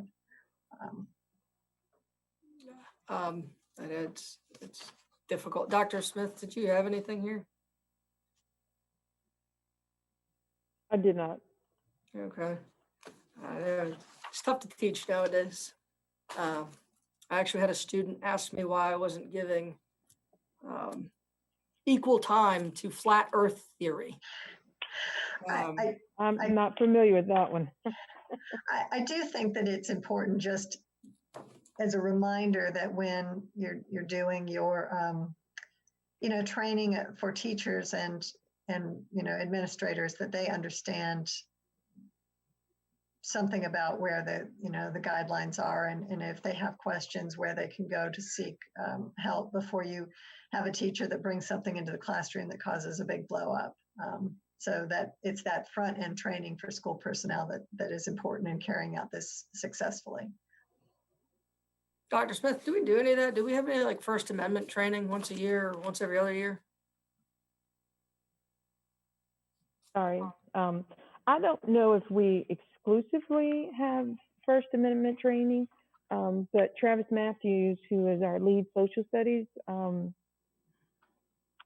person, does address those issues and concerns when they come up.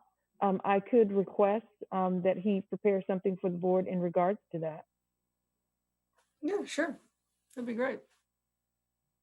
Thank you. You're welcome. No rush on it. I know people are busy. All right, so if there's nothing else for 3515, that brings us to 3520. Special education programs, rights of students with disabilities, and we'll start with Ms. Askew. Yeah, I don't have any concerns about this one. Very basic language that of course drives us to the policy manual for North Carolina policies governing services for students with disabilities. So this one looks good to me. Very basic language. Okay. Dr. Smith, Ms. Stagner, anything? Nothing for me.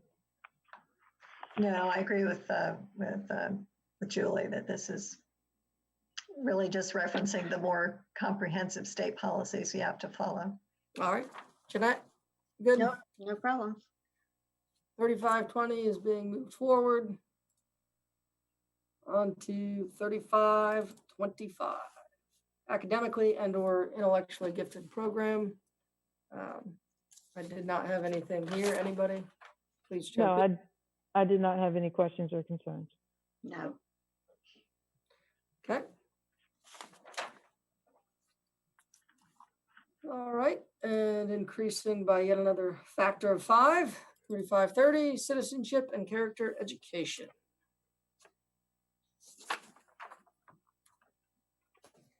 I didn't really see anything except I was curious about if students are not in attendance on Memorial Day. We're never in attendance on Memorial Day. So I don't know if we can just clarify when that instruction will take place. That was my note as well. Typically that happens before the holiday. Okay. So can we just clarify that, just clean that language up and say that that type of instruction will take place the week before the Memorial Day holiday?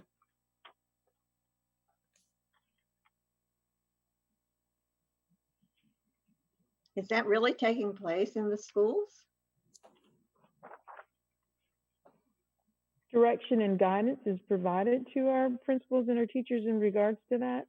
But we do not currently have a checks and balance in place. I could, of course, survey principals as to how they are planning to do that recognition this year, or how it probably didn't happen last year, very honestly. Right. But I could survey principals to find out how they're planning on addressing that this year. And is the historical origins of the North Carolina and U.S. flag, is that legally required in the statute? That I do not know. I know that there's a reference to instruction about the flag. Let me try to pull that statute up and double check. Is this one our policy, or is this the one that came from North Carolina School Board Association? It's our policy. It's the School Board Association policy. Okay. And while she's looking that up, the last paragraph on page 1, requiring community volunteer service, not in today's world with all that's going on.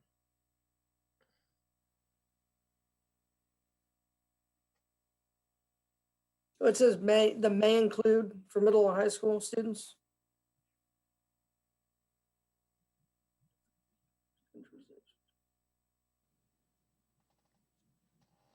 So I think that paragraph is optional. If I'm correct, McKenna, the paragraph about community services is optional.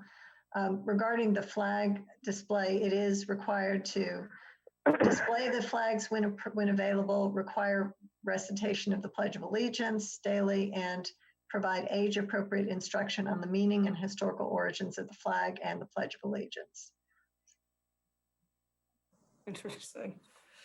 All right, that's fine. That's just an interesting. Maybe Travis can do a quick little synopsis for the teachers to use.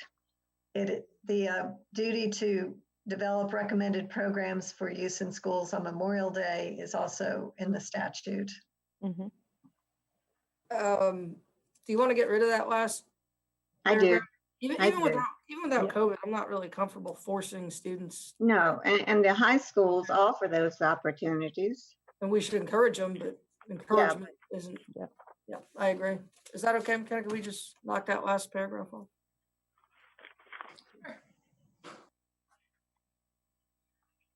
All right. Did anybody else have anything on 3530? Great. Moving forward. Policy 35, we jumped up by 10, 3540. And this is comprehensive health education program.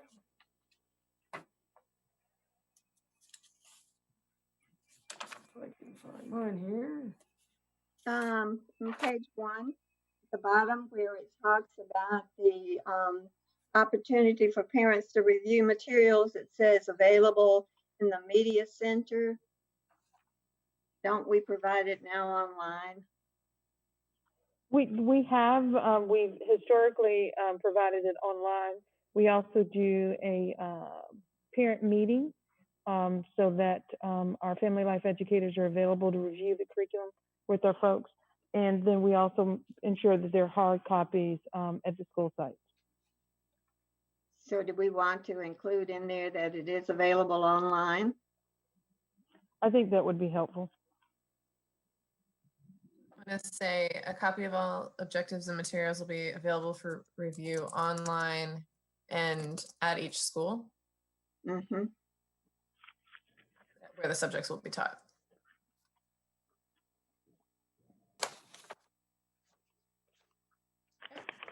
I didn't really have much here. I don't know, Dr. Smith, you had anything? Miss Emma's No. replacement's not on the call, is she? Jane Emma? Jane Emma's replacement. No. Okay. Yeah, I didn't really have anything unless somebody else did. No.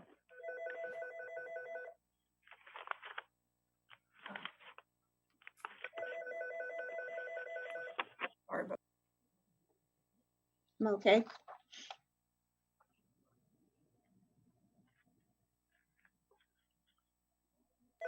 All right, moving on. Phone should stop ringing any second. 3550, career and technical education. No questions or concerns. No. Let's see. Okay. Jeanette, anybody? Yep. Thank you. Okay. That was a quick one. So we're on to 3565 and 8307, Title I, comparability services. And here I would defer to Dr. Jethro if she had any questions or concerns. Yes, ma'am. Just one thing. Under section D, it says to conduct comparability testing before November 1st. We don't actually gain access to the documents from DPI until November the 1st, and our due date is December 1st.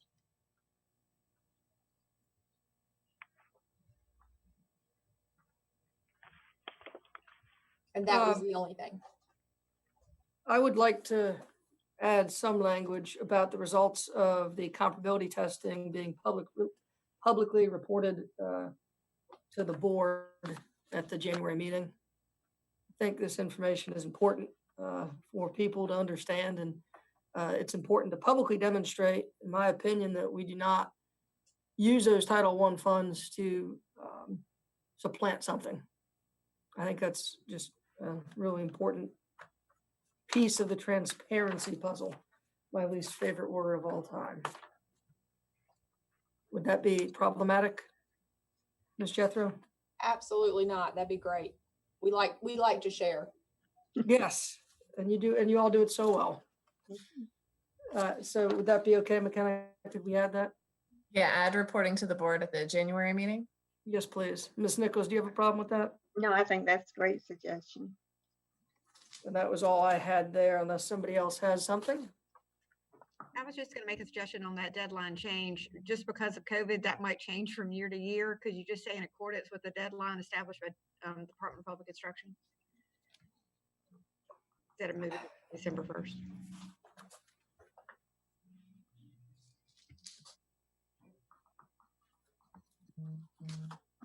So, okay, yeah, we'll change that in section D to be in accordance with the deadline established by DPI. Okay. Excellent. Very good.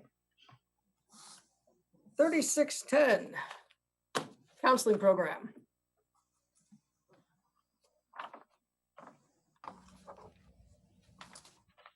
And anybody can jump in and Uh, start. Hey, this is Julie. This one looks good. I don't have any questions. Let me double check. If I had any questions about this one. The ASCA national model, absolutely. I'm sorry, American School Counselor Association national model.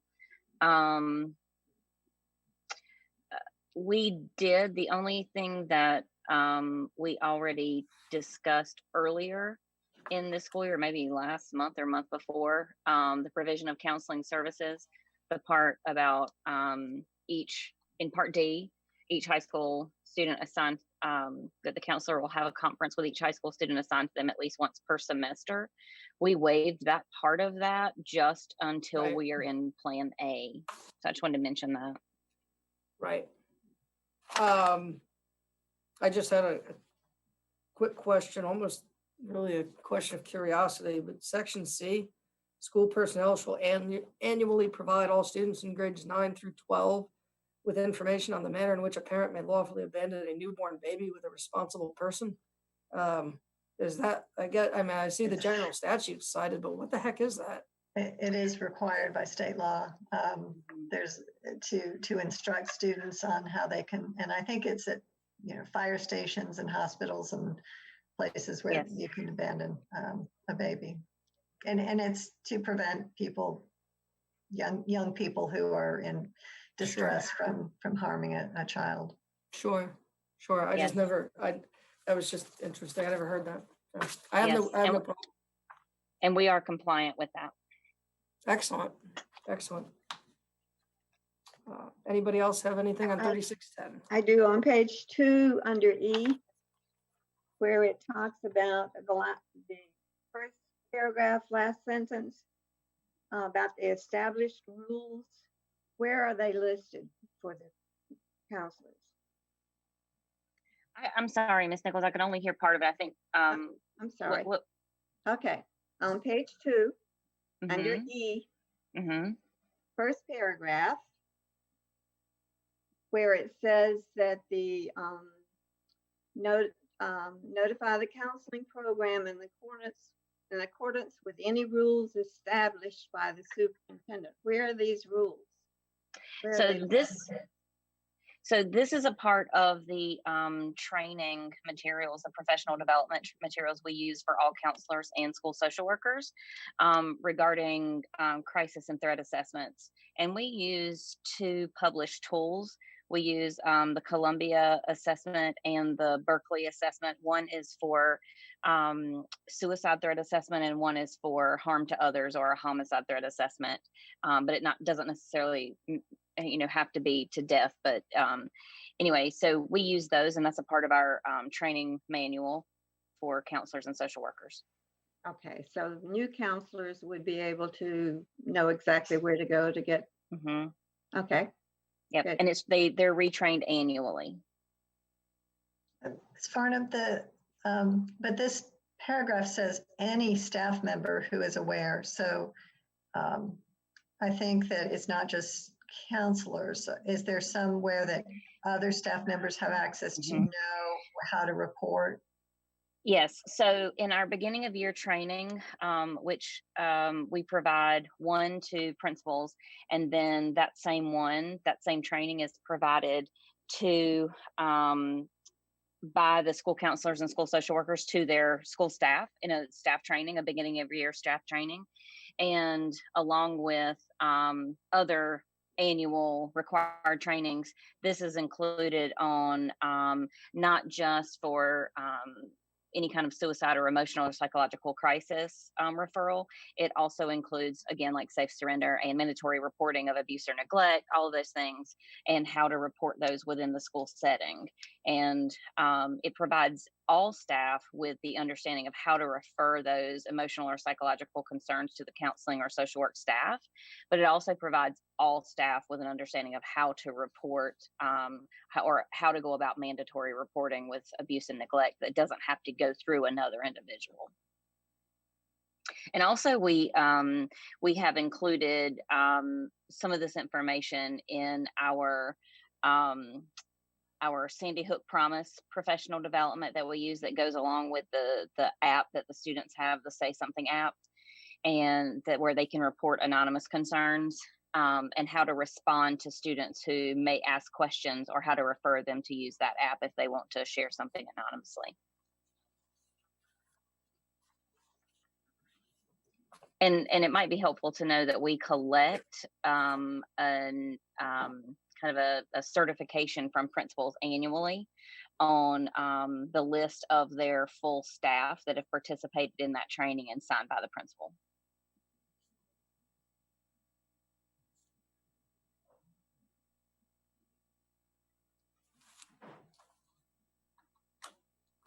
All right. Anything else on 3610? So wait, there were no changes on this, is that correct? No question. I mean, there were some questions. I didn't, no changes. Correct. Okay. 3610 will be moved forward as is. I do have one question. When a policy references future policies that we have not reviewed or maybe even developed, that was a concern of mine in another one that I reviewed. But for example, this one cross references to student behavior policies 4300, student records 4700. How, if the cross reference isn't applicable yet, how is that a concern? They can reference the correlation table, and if they look up the policy that's referenced, it'll tell you which of your old policies correlate to it, and so those would be the policies you would use until the new policy is developed. Thank you. Good catch, though. Thank you. Didn't think about that. Okay. 3620. And this would be our extracurricular activities and student organizations. There was a lot here. Somebody care to begin? I'll defer to Mr. Bryant if he had any questions or concerns.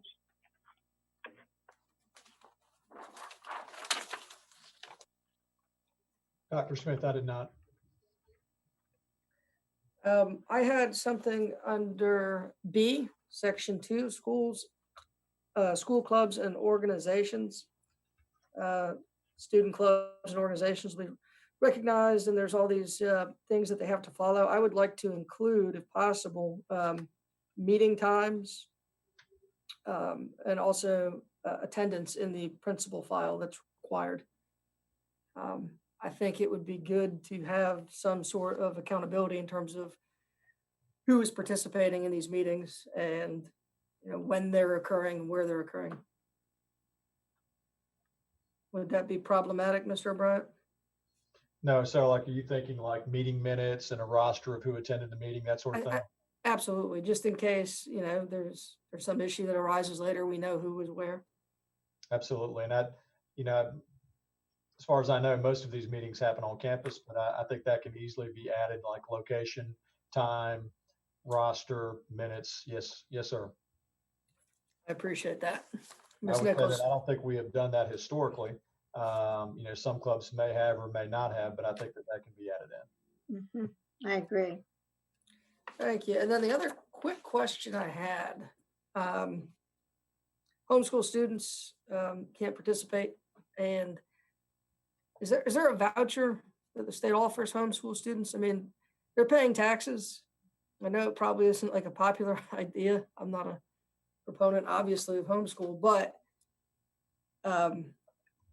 is there a legal issue with denying those taxpayers access to sports programs? I mean, we're basically saying, look, you have to have the whole meal or none at all. And I don't know if other districts allow homeschool students to participate in athletics. Yeah, actually, sir, the North Carolina High School Athletic Association does make provisions for homeschool students to participate in high school athletics. There's criteria that has to be met. The homeschool has to be established for a full year. They have to be assessed to be on grade level. And then they actually have to dual enroll with us for part of the day. So they have to be enrolled in one of our high schools for half of the academic day, so for 2 periods.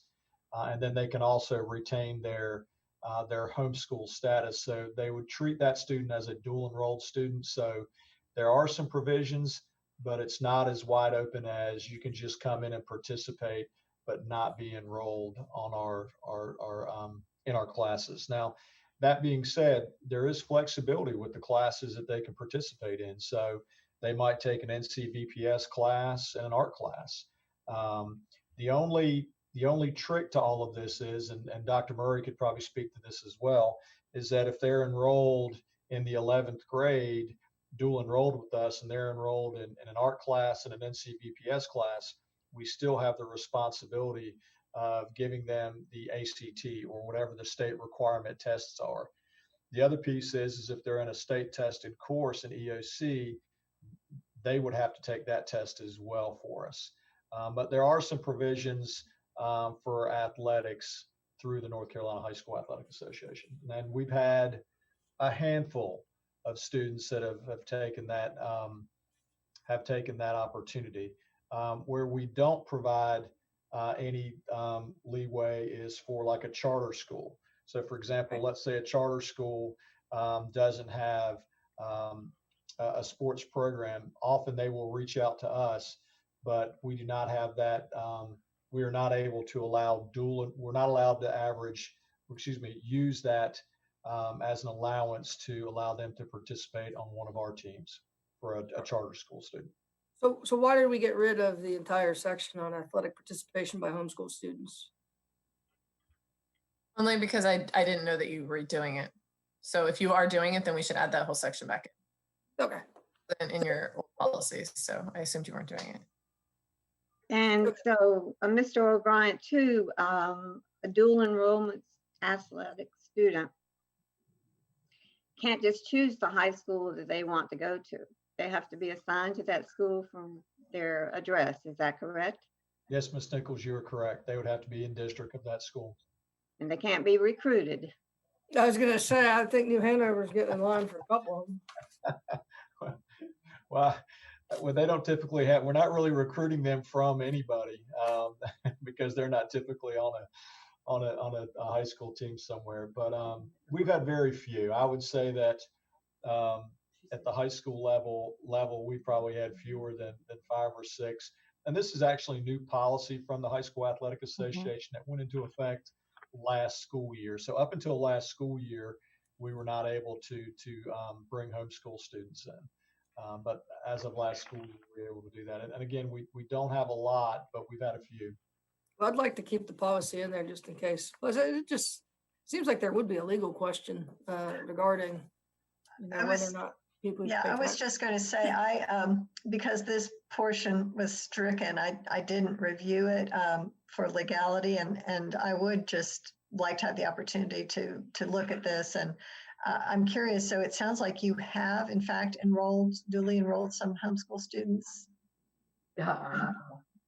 We have enrolled students, yes, dual enrolled a few homeschool students so that they could participate. That is correct. Yes, ma'am. Okay. As allowed for by the athletics. Would you like to pull yeah, and I certainly think that it's this is a question that's larger than just athletics. And so whether or not the board wants to allow duly enrolled homeschool students is sort of the bigger question, if that's not just for athletics, but for any courses, whether that's a route you want to go down. So I'd like to take a look at this, and I certainly think it's a bigger issue for the board to consider than just athletics. The other thing is if this policy manual doesn't have any information about policies related to admitting those students or their attendance rules or anything like that. And I think DPI requires you to have policies about that for these dually enrolled students. So that would be something else you'd need in your policy manual to add. Do you want to just keep that information not include that information and go ahead and adopt this policy without it, and then you can always add it in later so that you have the rest of this information in the manual for now? Or do you want to just put the whole policy on hold? I would prefer to just put it on hold and pass it when it's done cooking. And so just to clarify, we've had a handful of middle school students that we've allowed this for as well. So this was more of a 6-12 possibility. But again, very few students have participated, but we have allowed it for the last 2 years. Thank you. All right, so we'll pull this until next time or the time after Ms. Stagner's had a chance to look at it.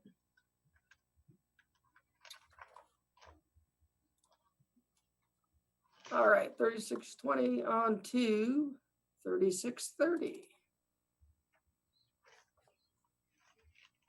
And student publications. Yes, it's interesting. And we have held off on this topic for quite a while since I've been on the committee. So it's good to address it. I did have some language that I wanted to add.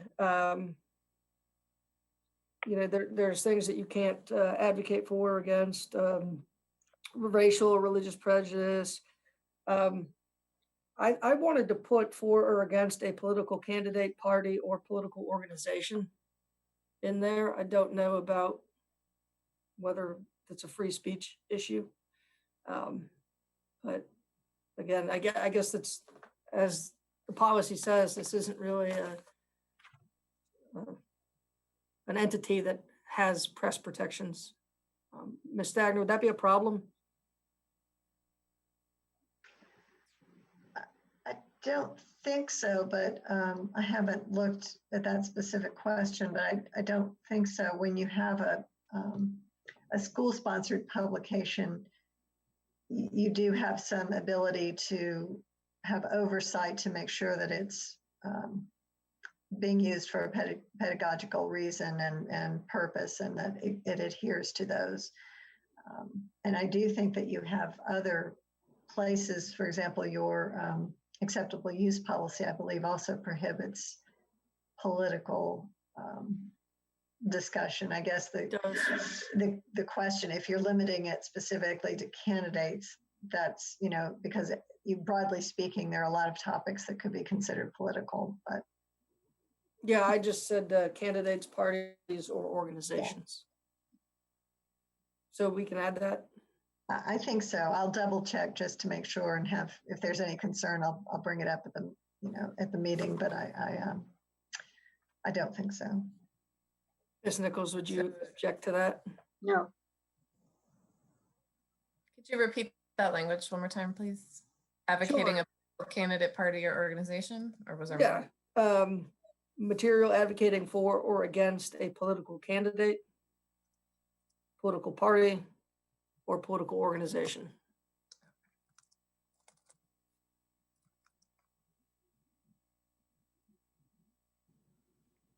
But that was all I had. Ms. Nichols, did you have anything? No, thank you. Anyone else? I'm sorry, if I might add one comment for consideration. We state the content will be reviewed prior to distribution. I don't know if we want to be any more specific in terms of the reviewing party. That's a good point. Well, it says the faculty, supervisor, or principal may prohibit the distribution of school-sponsored publications for any reasonable educational purpose. Will they also be doing the reviewing? That would make sense to me. Yeah, I would say the content of all school-sponsored publications will be reviewed prior to distribution by the faculty, supervisor, or the principal, who may prohibit the distribution of school-sponsored publications.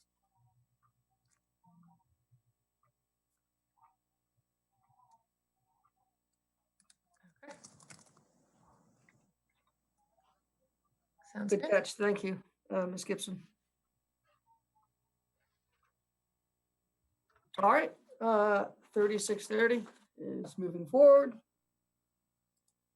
brings us to 3640. Student voter registration and pre-registration. I had nothing. Did anybody have anything? Second paragraph, do we have that committee? We do not. What we've done in the past is primarily community-based organizations have reached out to our high schools, and we have accommodated them as long as they were not representing any one political party over the other. This would require additional action on our part. Dr. Smith, I would add that this happens on a fairly regular basis. As you know, we get a lot of requests, or the schools get a lot of requests from different groups to do voter registration. And typically we allow it during non-instructional time. So you set up a table in the cafeteria during lunch, and you know, they are typically, the groups are very good about not, aggressively approaching the kids. They just have their information up, and they typically allow that, and it typically goes pretty well. But we typically don't allow it during class time, but during lunch times typically.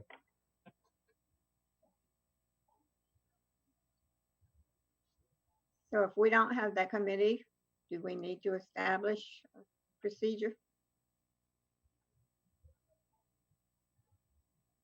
We would need to establish the committee, and I have no objection over that. I think we do these things, as Mr. O'Brien shared, informally. I think this just allows us to do it in a more formal way.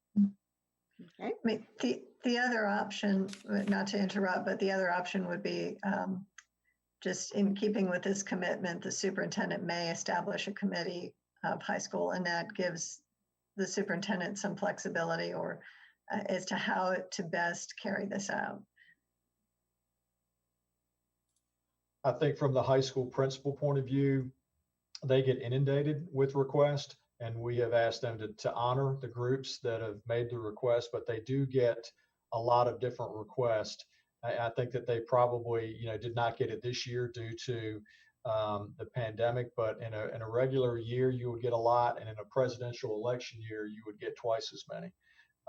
But we can certainly do whatever the next steps are, but we typically have tried to be very inclusive and open to different groups coming in, but they do get a lot of requests. Yeah. So, I mean, this sentence specifically talks about a committee, and it directs who's on that committee, and then it says they collaborate with the local board of elections. And so it may be that in keeping with this commitment, the superintendent is instructed to, or the superintendent designee shall determine how, the best methods to facilitate and encourage voter registration, and sort of leave it, because it sounds like what's happening now isn't exactly the way it's spelled out in this policy. Mm-hmm. I think that would be smart. I think that would be very smart. I don't want to over committee things. And it doesn't seem like there's a need for a full scale committee when, to Mr. O'Brien's point, what we're doing seems to be working with regards to this issue.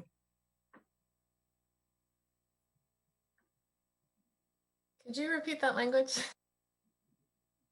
I think you could say, in keeping with this commitment, the superintendent shall determine the best method to facilitate and encourage voter registration and pre-registration at all high schools. And we will proceed however you guys, want us to proceed, but I'm just giving you what we have historically done. I think I like that language. I do too, because that gives flexibility and responsibility, but it doesn't make a committee that has to go beyond what they're already doing. Absolutely. Okay, then 3640 is a done deal. On to 4600, I believe, student fees.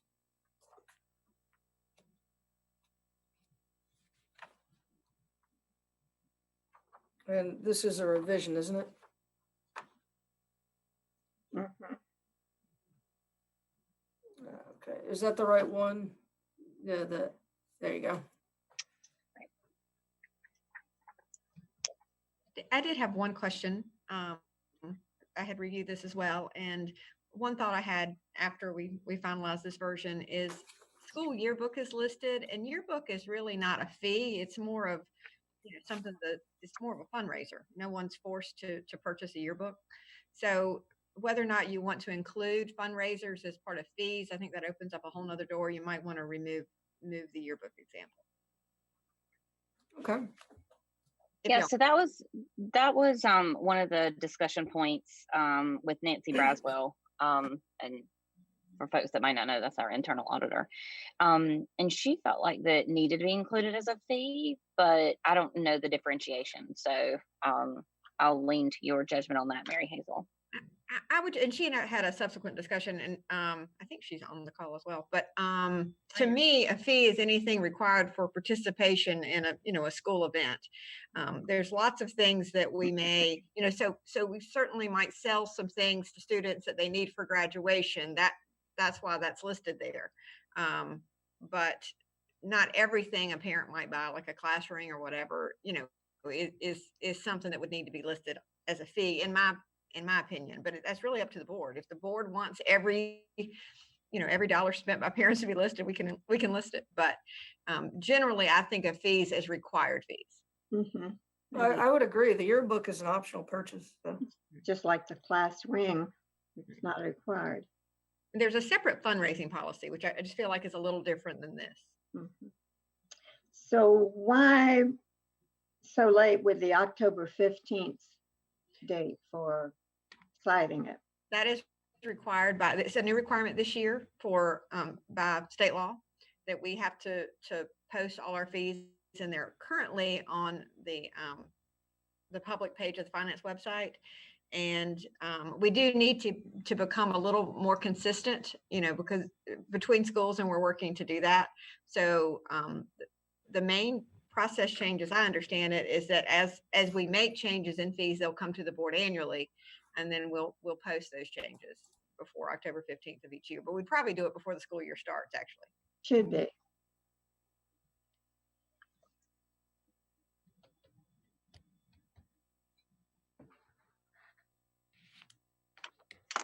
I have two other comments on this one whenever you guys are ready.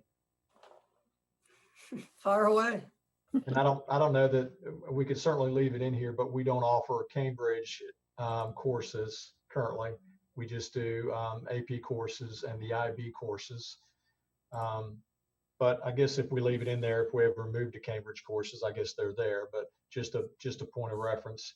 And then the other one regarding the PSAT, charging fees for that for a Saturday administration. I guess that leaves it open for a Saturday administration, but we have not offered it on a Saturday in quite some time. It's typically offered during the week. Is that right, Elizabeth? I know you're on the call. That is correct. I think we just moved that from the other policy, but it certainly could be however you want it to be worded. I agree with you. Did we say SAT on? PSAT, the PSAT. Okay. Yes, I was going to say SAT was just given this past Saturday. Yeah, no, not the SAT, the PSAT.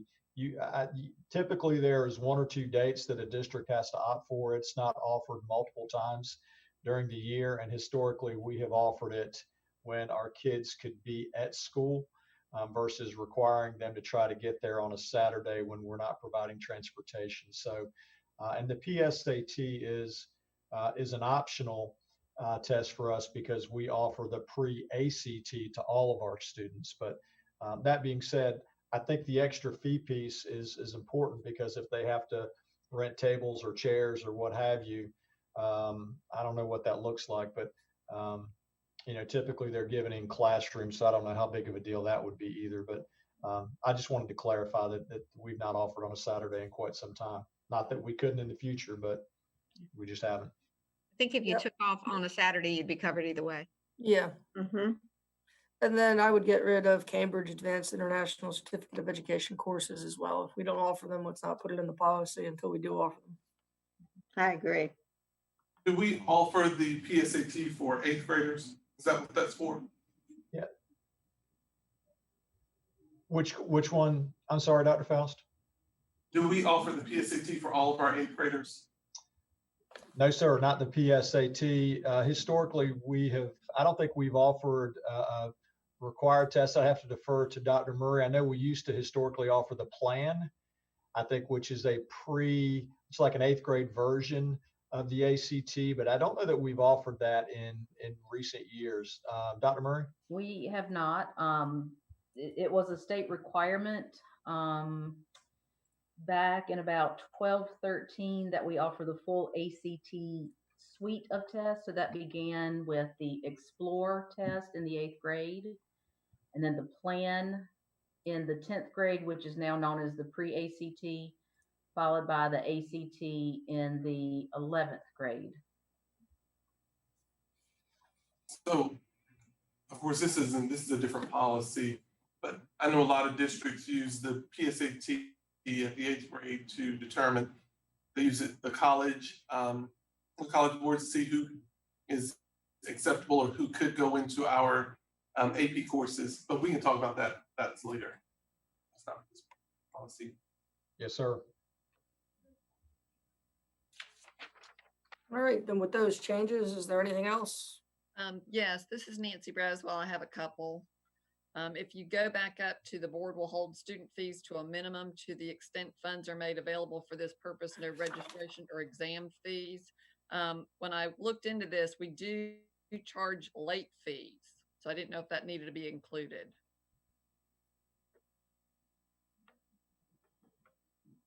The College Board charges us late fees for advanced placement courses. Isn't that correct, Al?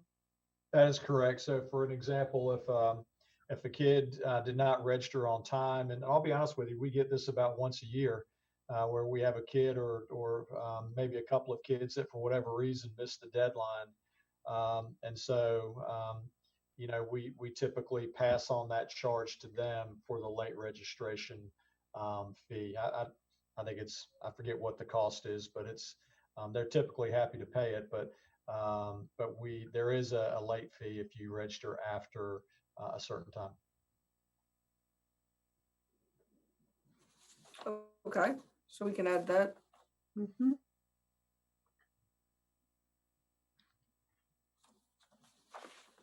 All right, Ms. Braswell. Yes, I had another comment. Down in the second paragraph, it says the student or designee shall adopt procedures providing that student fees. We don't have club, student parking, or driver's ed in there, which we do charge fees for. And can you say those again? Yes, clubs, student parking, driver's ed. Great.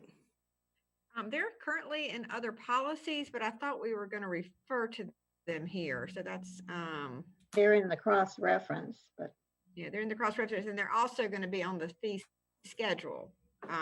So we didn't list every fee. There's lots of other fees, but if you want to list those as types, we can. That's really up to y'all. Yeah, good. I say go ahead and list them. And this is in the second paragraph?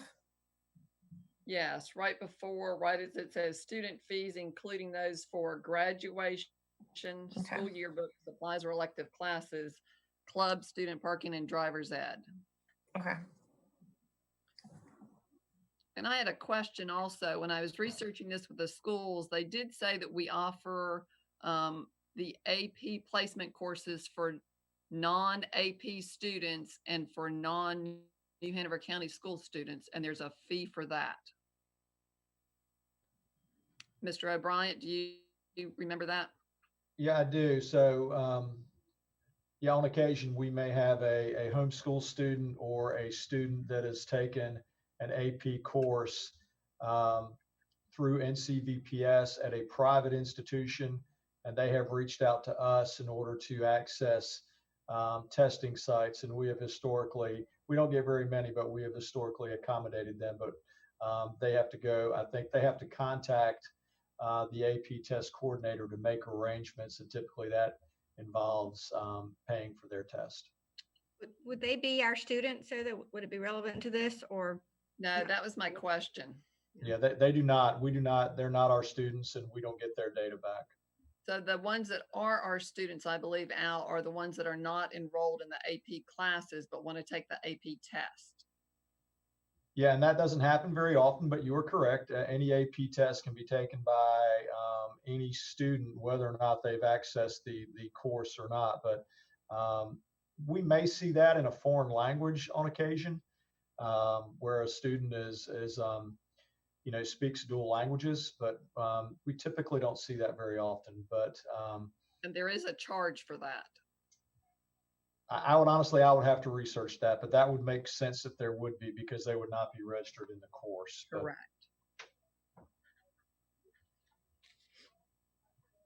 We certainly can list that on the schedule of fees if Correct. that's the case. Do you want that mentioned in the first paragraph? Still, and I don't want to pull this because I know we needed to get approved, but I'm not sure that every category of fees is going to be listed here. But I guess most I think that in first, the general student fees section. I think that first sentence gives us some cover. That, we'll hold student fees to a minimum. And Mary Hazel, you and I spoke about why we weren't going to list them all at one point. I can't remember what, but we had come to a decision as to what that choice was. Right, and I feel like the list is getting longer again, and I can't remember the original. We had a different version of that language, but I'll have to go back to it. So it certainly doesn't hurt to list it all. I'm afraid if the list is too extensive, it's going to look, if we add anything else, it'll look like it's missing from the list. So I think that you can put including but not limited to, and then put those representative ones, and then you'll be kind of covered. Okay, I like that. Sounds good. All right, does that satisfy everyone? 4,600? Yep. So you do want to add the late fees may be charged in the first paragraph. Is that correct? Mm-hmm. Okay. And then at the bottom of the paragraph, there's the list of those current New Hanover policies. Those pretty soon aren't going to be policies.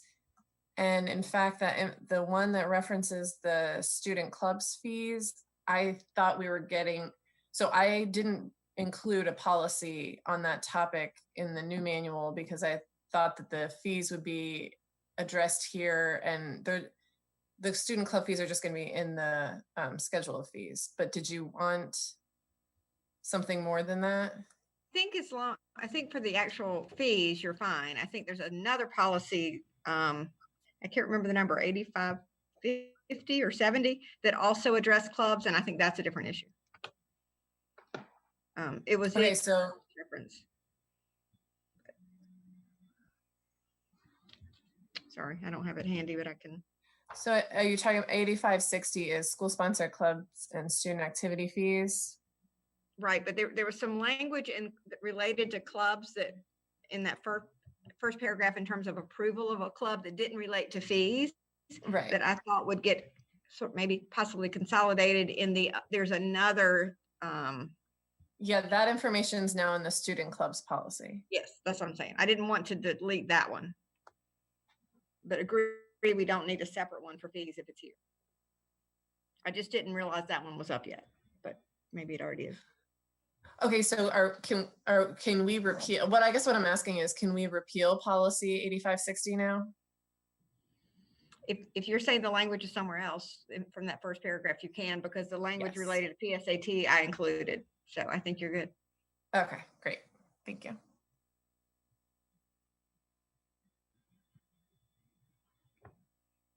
All right. The only other point was, I don't think student parking has come up yet, or the driver ed. So those are still pending. So we left those references.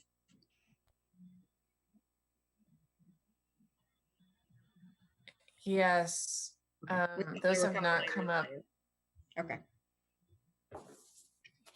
All right. But I wasn't, wait, I'm sorry. So when we do the driver's ed and the student parking, do you want fee information in those policies, or is this policy sufficient for fee information? There's more information about those programs. But, you know, we just didn't incorporate that because we thought we were going to look at those at a later time. So okay. Those are still current policies until we have that discussion. Yes.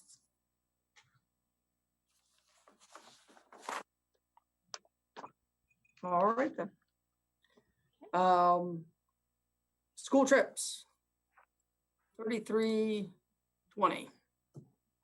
I believe this is our last policy. Is that correct? And this is a revision from last time. And again, I want to point out it may not be necessary to put in the policy, but I don't want it to get lost that the board sponsors several field trips at the elementary level, and they are established and announced every year. So it needs to be somewhere in case we lose people in central office or we have new administrators, and parents would need to know as well what to expect. So Ms. Nichols, we do have a separate policy in regard to those trips. And I'm not aware that we're planning on deleting that policy. And it actually requires that the assistant superintendent for curriculum and instruction bring to the board by January of each year a list for their approval. Yes. So then we can cross-reference that so that we don't lose it. Yes. Okay.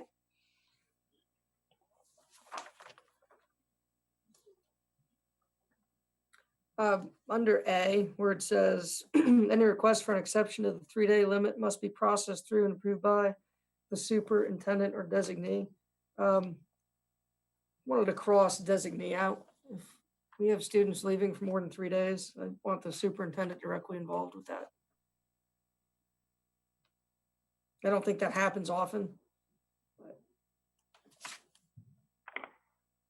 I can say that in my role as assistant superintendent for the last few years, I've not had to approve any of those requests. Typically, folks will go during scheduled breaks or over the weekend.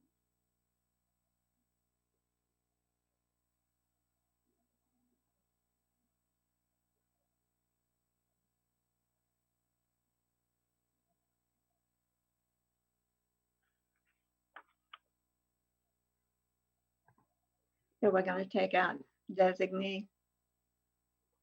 I think so. Yep. All right. So that was, I thought there's a lot of improvement. I didn't have a lot of problems with this.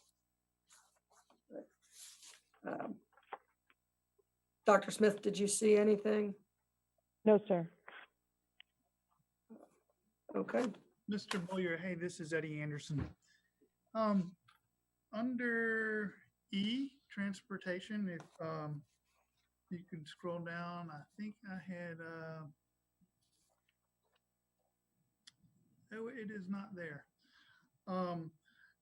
In under E, the first paragraph, I had recommended adding a sentence to the end of that paragraph that non-school system employee chaperones are not permitted to ride on yellow buses. We always try to use white buses, but there are occasions where we do have to use our yellow buses. And since we haven't looked at 6320, which I think is the new policy for student transportation services, I went back to the old policy, which I believe is 4300, and it wasn't mentioned in there. So I thought it would be a good thing to add that sentence. I totally agree with you. Absolutely. Can you repeat that language? Sure.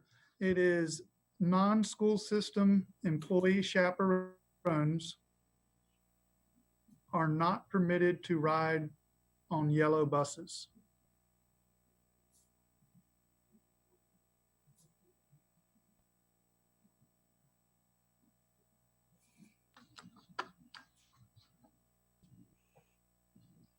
thought that was already in there somewhere.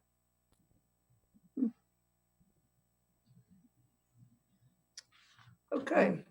Yeah, if it's, I didn't see it in there. I read it somewhere recently.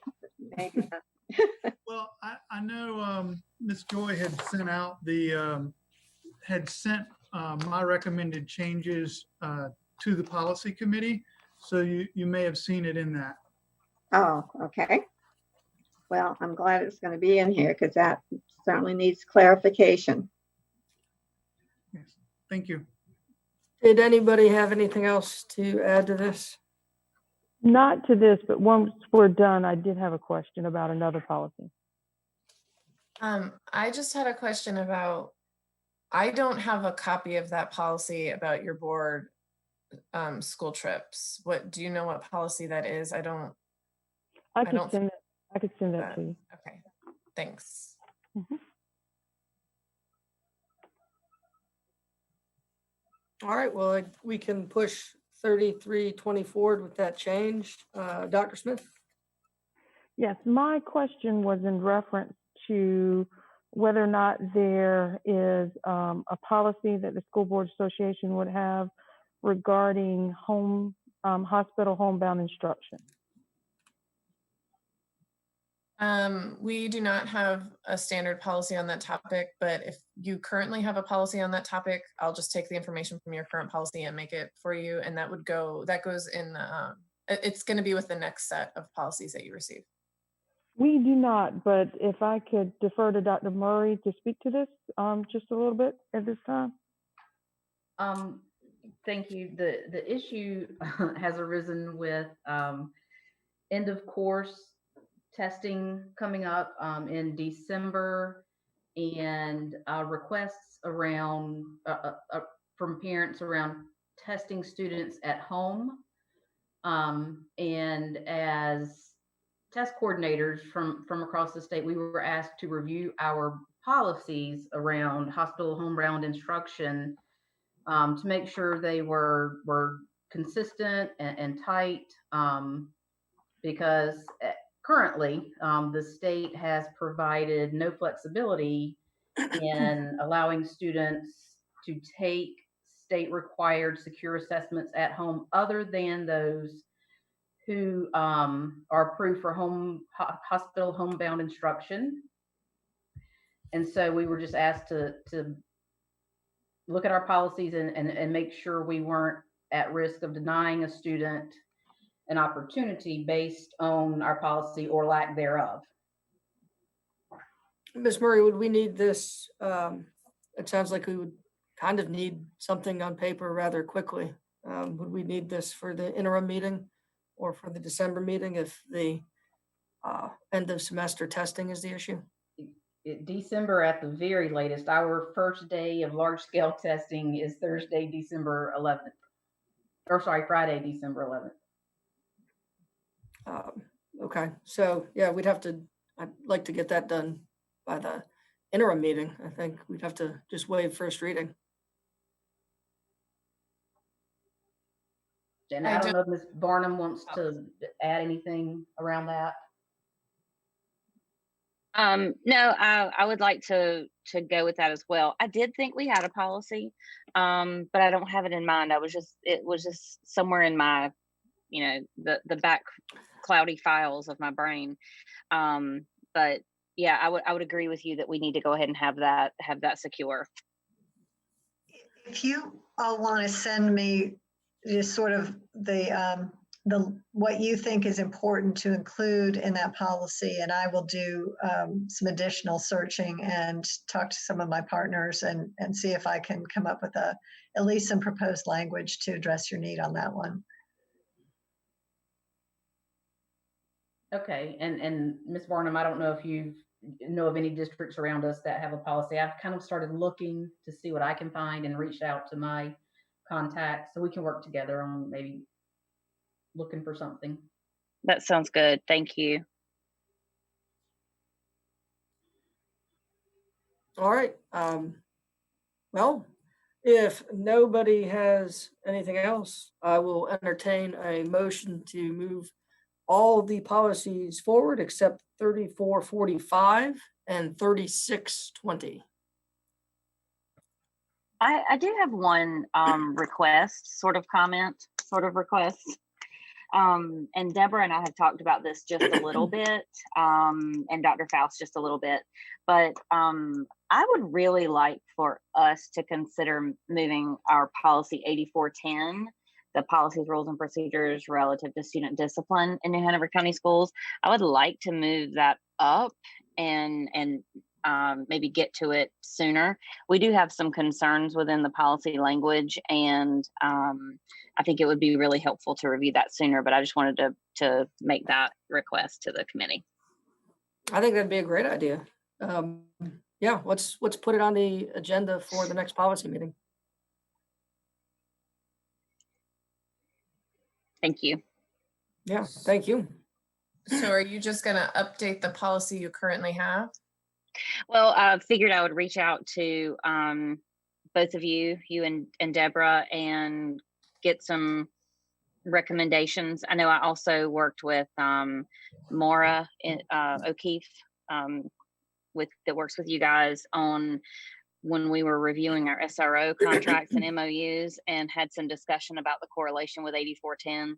And so I'm not sure how we might want to move forward with that, whether we need to have a collective conversation or not. So Deborah, I don't know what you might think about that. It probably doesn't make a lot of sense to update your old policy and spend all the time to bring it up to date and then turn around and adopt new policies. So I would say if you want to move that up in priority, to do the student discipline policies sort of, and McKenna, I'm not sure. I think there's more than one student discipline policy. There's sort of a group of them. So that It's may a be whole section. Yeah, it may be that you want to move to that next. I would be interested in that. Ready. Okay, so that's basically an entire section of policies. Normally I would send that to you next Tuesday. I don't think I can have them ready by next Tuesday. Okay.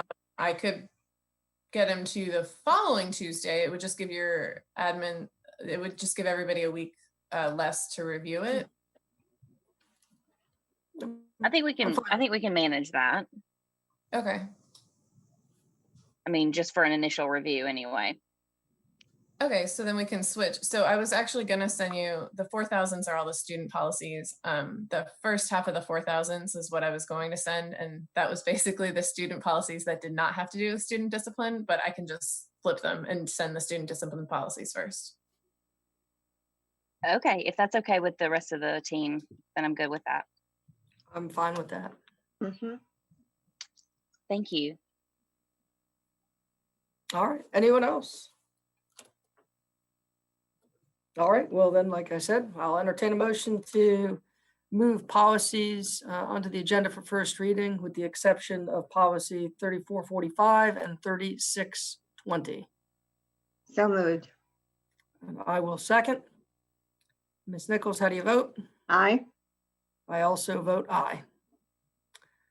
And I believe with that, we have come to the end of our fun together.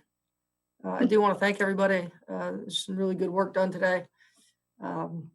And we will meet again next month for 3 wonderful hours. I will entertain a motion to adjourn. I move that we adjourn. Wonderful. I will second that lovely motion.